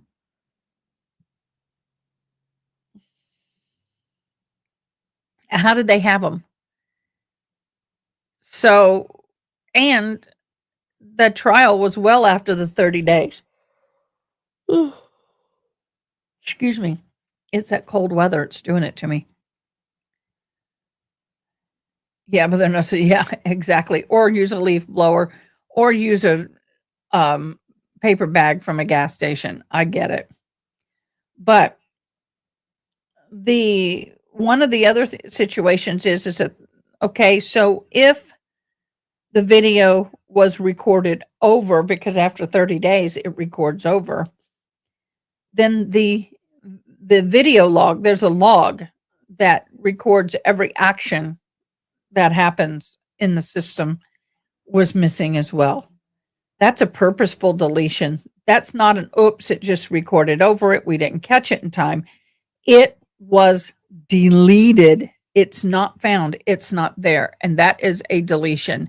That is purposeful. That is not accidental. Just saying. That's the way it is. So the defense is asking at least for, ShopRite bags. The defense is at least asking that there be a reimbursement of $12,229.57. It was a shop and stop bag, Tash. But you're right. It's a gas station bag. But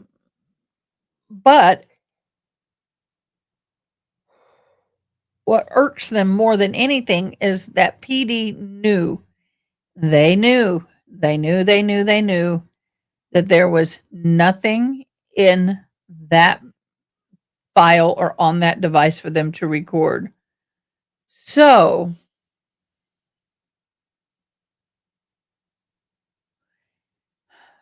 interesting to say that I believe that they should have their money reimbursed. I really believe they should. I think that all of that should be reimbursed to them because it is so uncool and it's not right for her. She's not indigent. The state's not paying for this dude. She is. And basically $12,230 is a lot of money and it will go a longer way with her attorneys. I would love to see them sit there say, "Oh, guess what? We want to have this evidence thrown down." And I wouldn't be surprised if they're not working on that now. I would be as a defendant if I could legally get a reason. If I can get enough case cite, if I can get enough of previous case cited and get a motion in to have this entire case dropped. And then, if not dropped, then I would say, Your Honor, if we can't validate this information, we can't access the raw data, then they can't bring anything in concerning the car. Nothing in concerning the car. And that's their whole case, and it goes bye-bye. They can't retry her. That's my humble opinion. And I know I'm a hoe. I have a lot of humble opinions, and that's the way I would love to see this go.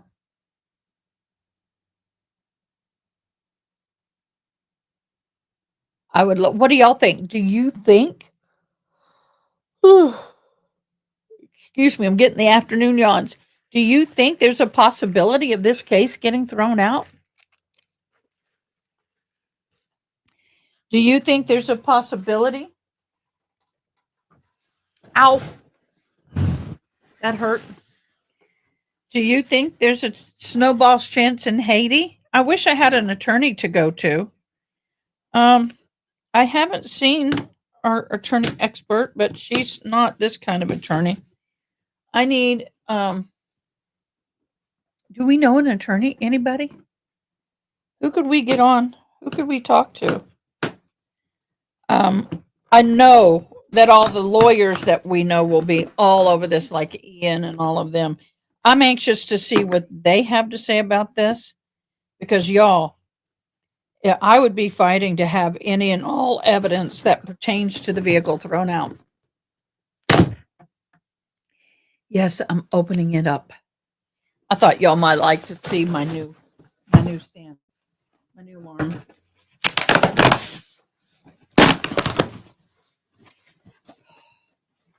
I mean, they wrap and wrap and wrap this. We have so many boxes.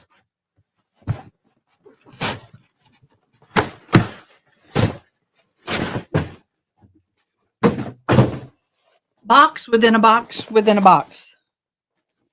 Box within a box within a box. Of course, there's more things to pop off.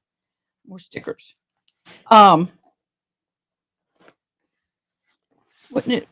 Was it open before? Because there's 2 seals on here.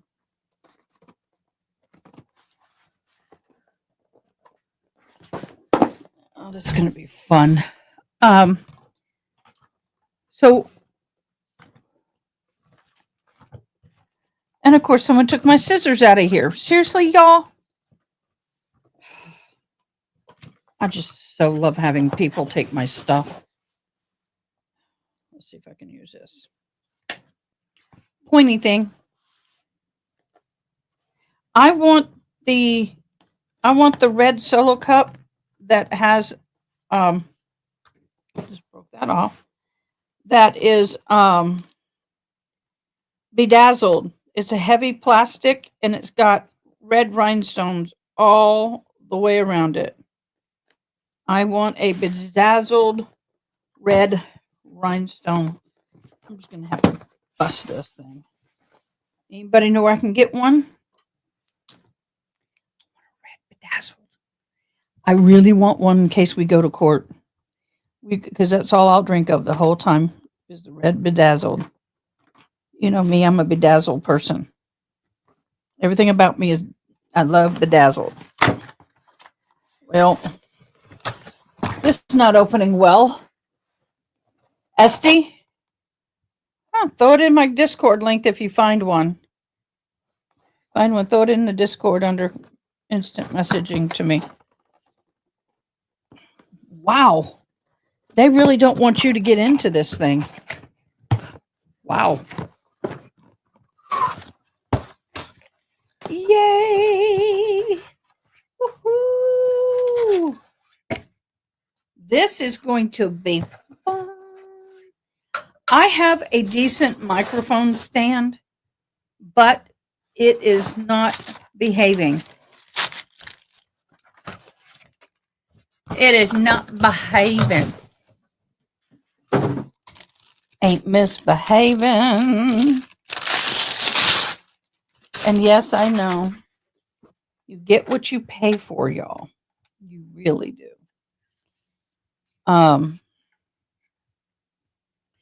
So I'm going to have to learn how to put all this together. That's the top arm, so I guess that goes in like this.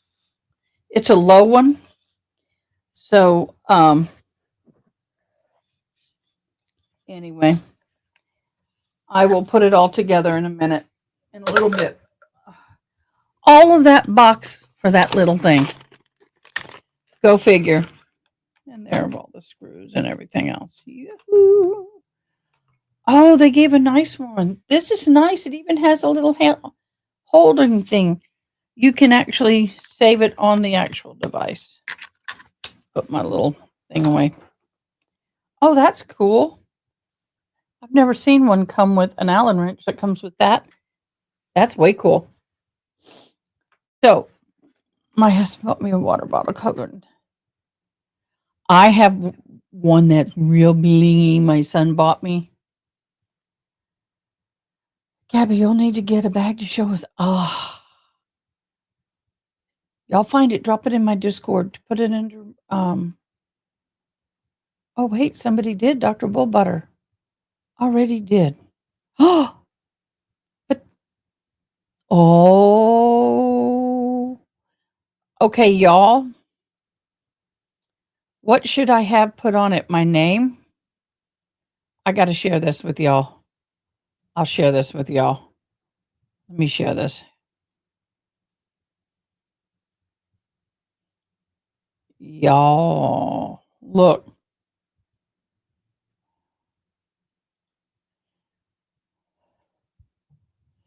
I want the 20-ounce color.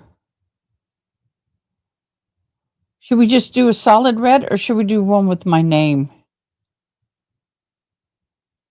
Should we do one with my name? See, there's one with the name. Or should we just leave it plain?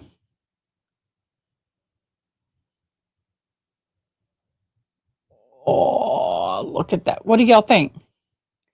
With my name or without my name? I like it.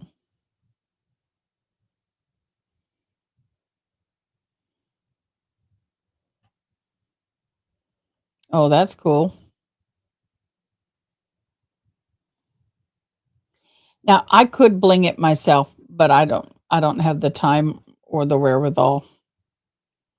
So, with bling or without bling? I mean, with name or without name? Do you know how much it would be with my name? $76. Yo, I've got the witch on order. We ordered a witch that we're going to use for Miss Auntie Bev. 77. Look at that. That's $100 for that. I wonder if I could make it myself. That's a lot of work. That's expensive, even without the name. Just the red by itself. Look how expensive that is. Oh, there's no picture. That and it ends in one day. I don't see a blue. Yeah. I may have to. I may just want to order this and do it myself.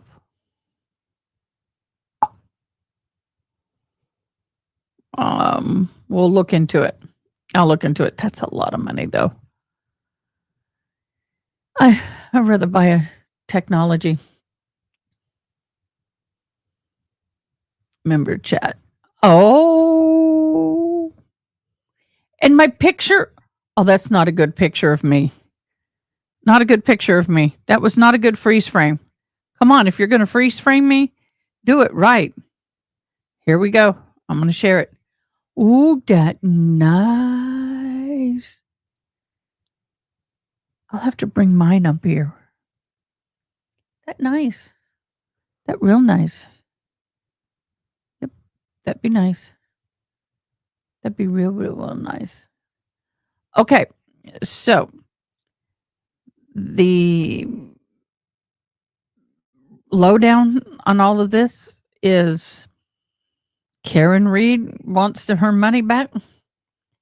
And the defense, if they're smart, will try and stop them from moving forward. I would demand, not request.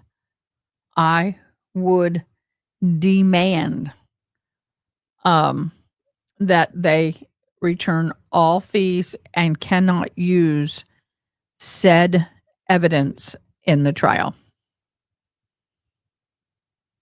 I would not want at all I'd fight him. What do y'all think? Should she fight it? Okay, I want to talk about, I'm going to switch gears in a minute after I hear from y'all.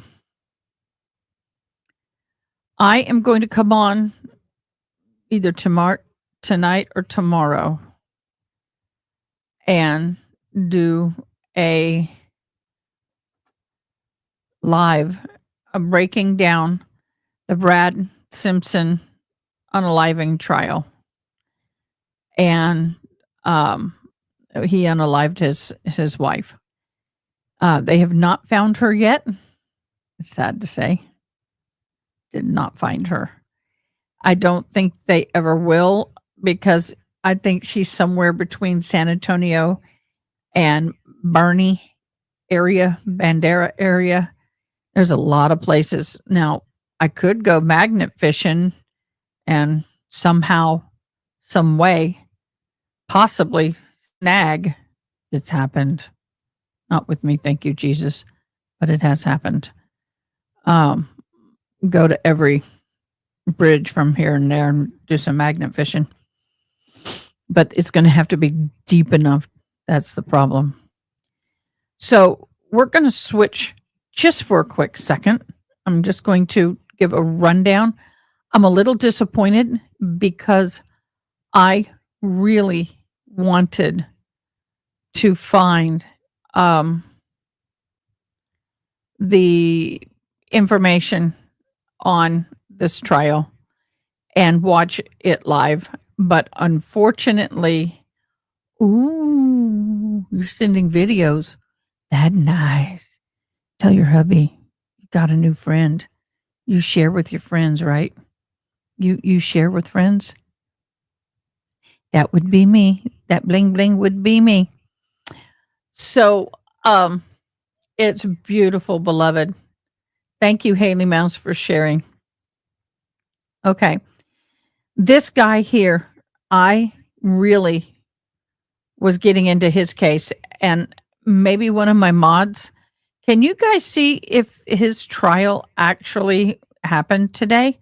Because they had opening arguments yesterday on Court TV, but I could not find anything on the actual trial itself. So this guy here, doesn't he look lovely? Isn't he lovely? Okay, guys, I'm sorry. Wichita man. Let's see if I can do this. Yeah, get rid of all that mess. On trial for a woman's unaliving is also awaiting sentence in a child EPAR case. I call EPAR, an EPAR case. You saw the word. Wichita, Kansas, a 44-year-old Wichita man on trial for unaliving a 23-year-old woman in 2023 will be sentenced in a separate child inappropriate intimate act case next week. Sedgwick County District Attorney Office said that the jury convicted Larry Ingram last month on 7 counts of EPAR and 2 counts of aggravated indecent liberties with a minor, aggravated criminal inappropriate act on the back side, I guess, aggravated assault, battery criminal S, aggravated within the family, and 3 counts of aggravated intimidation of witness. Whoa! This is a bad man, y'all.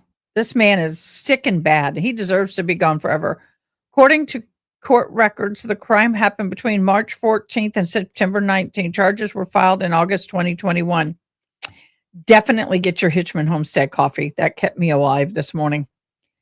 Instagram also accused of unaliving a 23-year-old Danique Ingram early in the morning of December 21st of 23. He was charged with second-degree redrum and violation of protection order. Isn't she beautiful? Gosh, beautiful woman. The lead exploitation of the lead happened in an apartment near K96 in Woodlawn. He heard a noise in the apartment. He said he called Dominique's name, but she didn't answer. He said he walked around the corner and shot her because she scared him.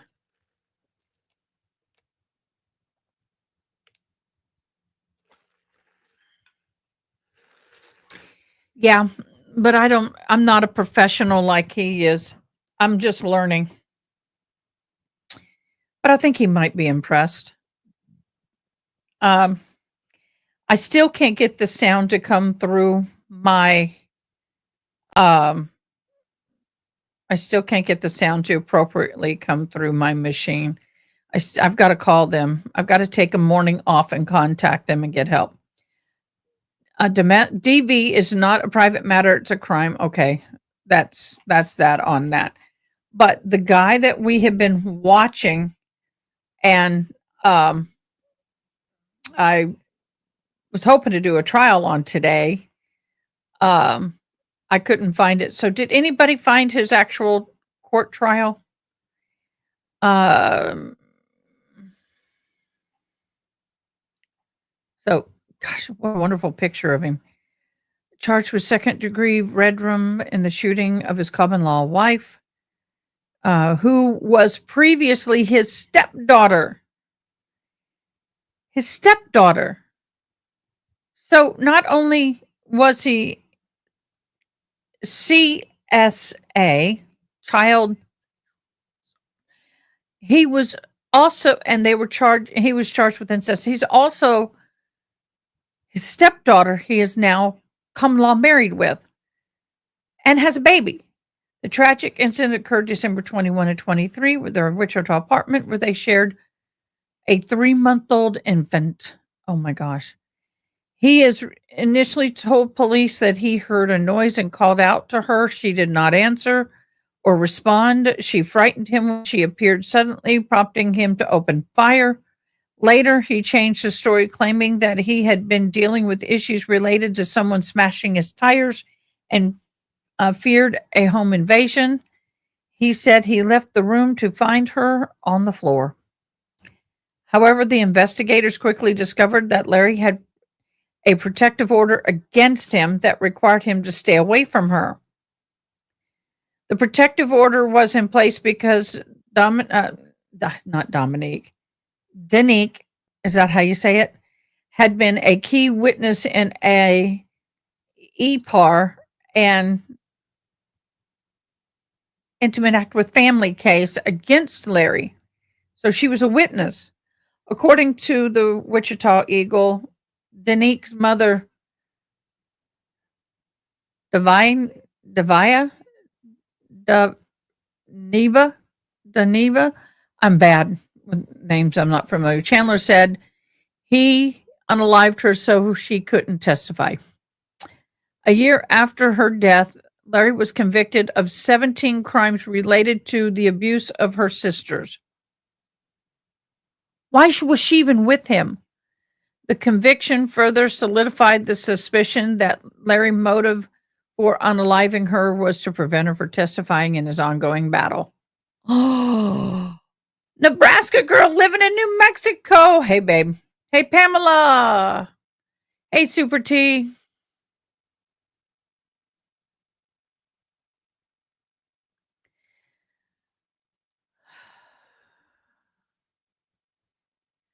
Oh, Tracy allegedly arrested for the assistance of Scott Mason's escape. Oh, good for you. Looks like you're using a lot of drugs. Look at your skin. So, anyway, that is what a case that I've been trying to follow, but I cannot get the trial live. And is anybody able to do that? Let me know. Let's see the breakdown real quick. I'm going to give you a breakdown in his case. Day 1, the jury was opening statements. He watched stepdaughter turned wife. If we watch those opening statements, the public defender testified that his client thought he was defending his family from an intruder when he fired his lead shooter. However, when the lights came on, his world crumbled because it was not an intruder. It was Denique. A very dramatic 911 call was played for the jury. Graphic body cam footage of the scene is played for the jury as well. A bunch of evidence photos from the scene were displayed.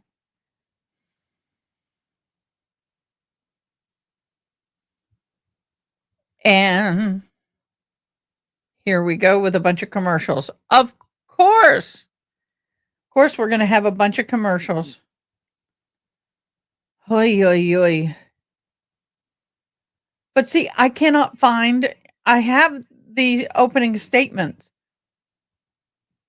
but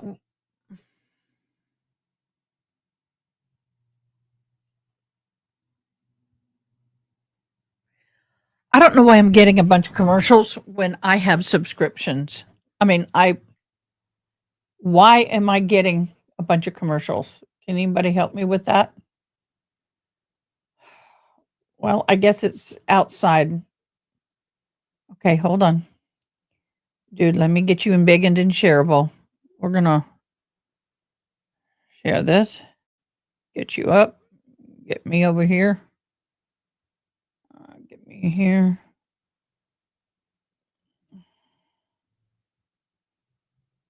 Underway in the stepdaughter turned wife murder trial. Defendant Larry Ingram is accused of fatally shooting his stepdaughter and common law wife, Danique Ingram, on December 21st of 2023. Here to get us up to speed on that case is Court TV field reporter Cody Thomas. Well, good evening, Michael. This is definitely a bizarre and twisted story. Jury selection began in the case today against Larry Ingram Jr. with opening statements expected to begin tomorrow morning. Here's a little bit more insight into the details of this tragic case. Take a listen. Danique Ingram was just 23 when she was shot and killed in her own apartment with her 3-month-old baby nearby. The accomplished athlete was studying at Wichita State University with dreams of being a neurosurgeon. Police say they received a 911 call just after midnight on December 21st, 2023, from a man reporting his wife was shot in the chest. That man, 42-year-old Larry Ingram Jr., first told police he heard a noise, then shot Danique as she turned a corner because she scared him.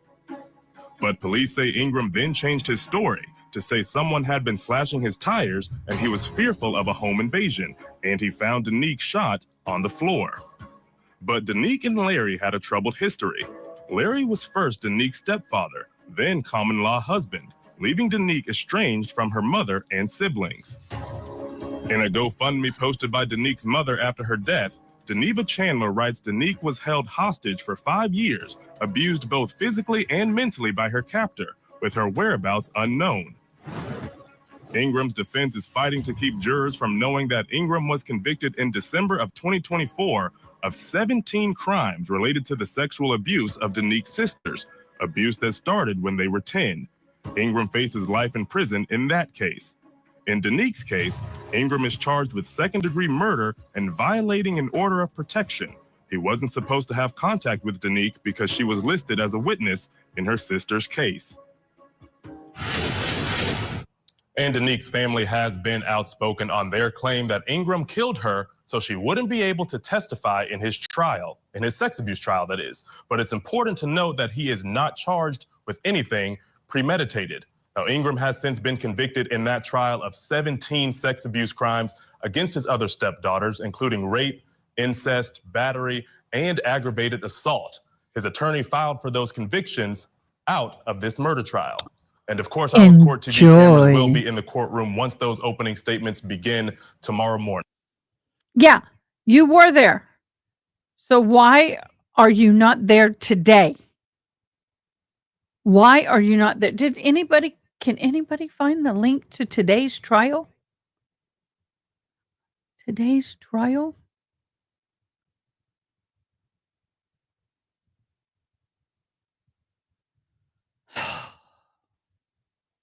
So frustrating. I have been looking. I've been looking, and I can't find it. So we ain't got it.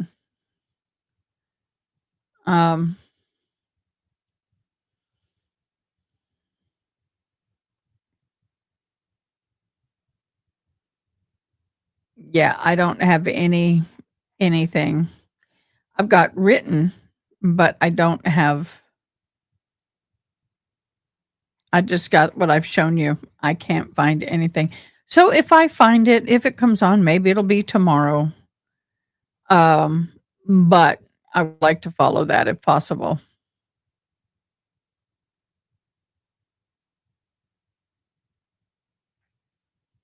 Because I can't find it. Court TV, I can't find it. Everything I find is old.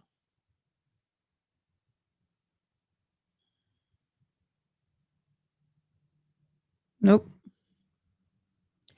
Well, we've had a day. We started off by watching the judge waives the request on Ashley Benefold's manslaughter case. She is wanting to be out on bond during this time. Let me read a little bit. A former ballerina convicted of manslaughter in the death of her husband. She is sentenced to 20 years in a state prison for unaliving the husband. Then on January 23rd, bond hearing presided over Judge Matthews. It is during the appellate issue or the appeals time that she is wanting to be out on bond, not a retrial. January 23rd in the hearing, we heard testimony from several witnesses supporting her request for bond. Her defense argued that she's strong community ties and a job waiting for her, but she really hasn't truly worked. She worked in her own ballet company that went under miserably. But we heard a lot of testimony about pros and cons to her, but the judges will be giving her response in writing, which I'm going to presume it's going to be no. She wanted to be out on parole while she is appealing her case.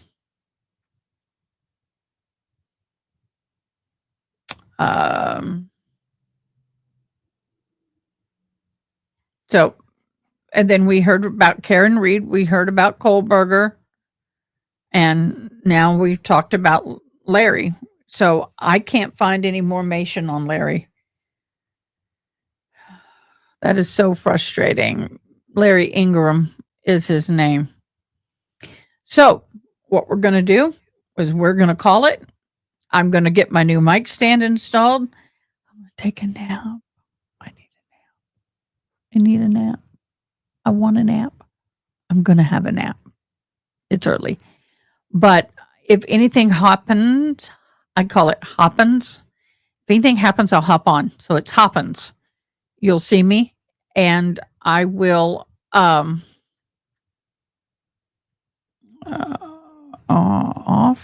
Let's see what happens when I do it this way. So if I shouldn't have anything that pops up, we'll hop back on again. In the meantime, I'll see you tomorrow morning. I don't know what we're going to be watching. I know what I want to watch, but I can't watch because they don't have it. I know. It sucks. So, with that, you guys have a fabulous afternoon. Y'all come over to our Discord, have fun with us there. And before we go, again, I need to congratulate As the Gavel Drops for their new website that they have. Not website, excuse me, their new YouTube channel. It is called As the Gavel Drops, where they're going to have shorts on different cases that are happening. And please go over there, like, and subscribe. I would like to have 100% of all my viewers subscribe to As the Gavel Drops. That would be fabulous. But go and pay them some love. They've been fabulous. They have more documents than you can imagine. Oh, yeah. That was me at the age of 27. Misa no looks like that no more. I found that. It popped up in my YouTube. In my Facebook. Yeah, I need a nap. So also be in prayer for the 7 police officers injured in the San Antonio shooting. It started about 9:00 last night, and I was up late, probably till about 7 o'clock this morning, in and out of sleep, watching and waiting for the news. Unfortunately, he did shoot 7 police officers, none of which are fatal wounds. Thank you, Jesus. But there's going to be a lot of emotional scarring, and there's going to be a lot of physical healing going on.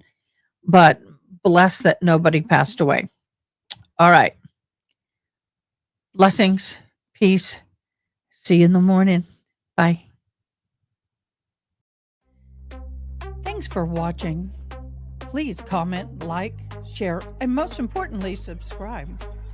I hope you have an awesome day. Till next time, take care.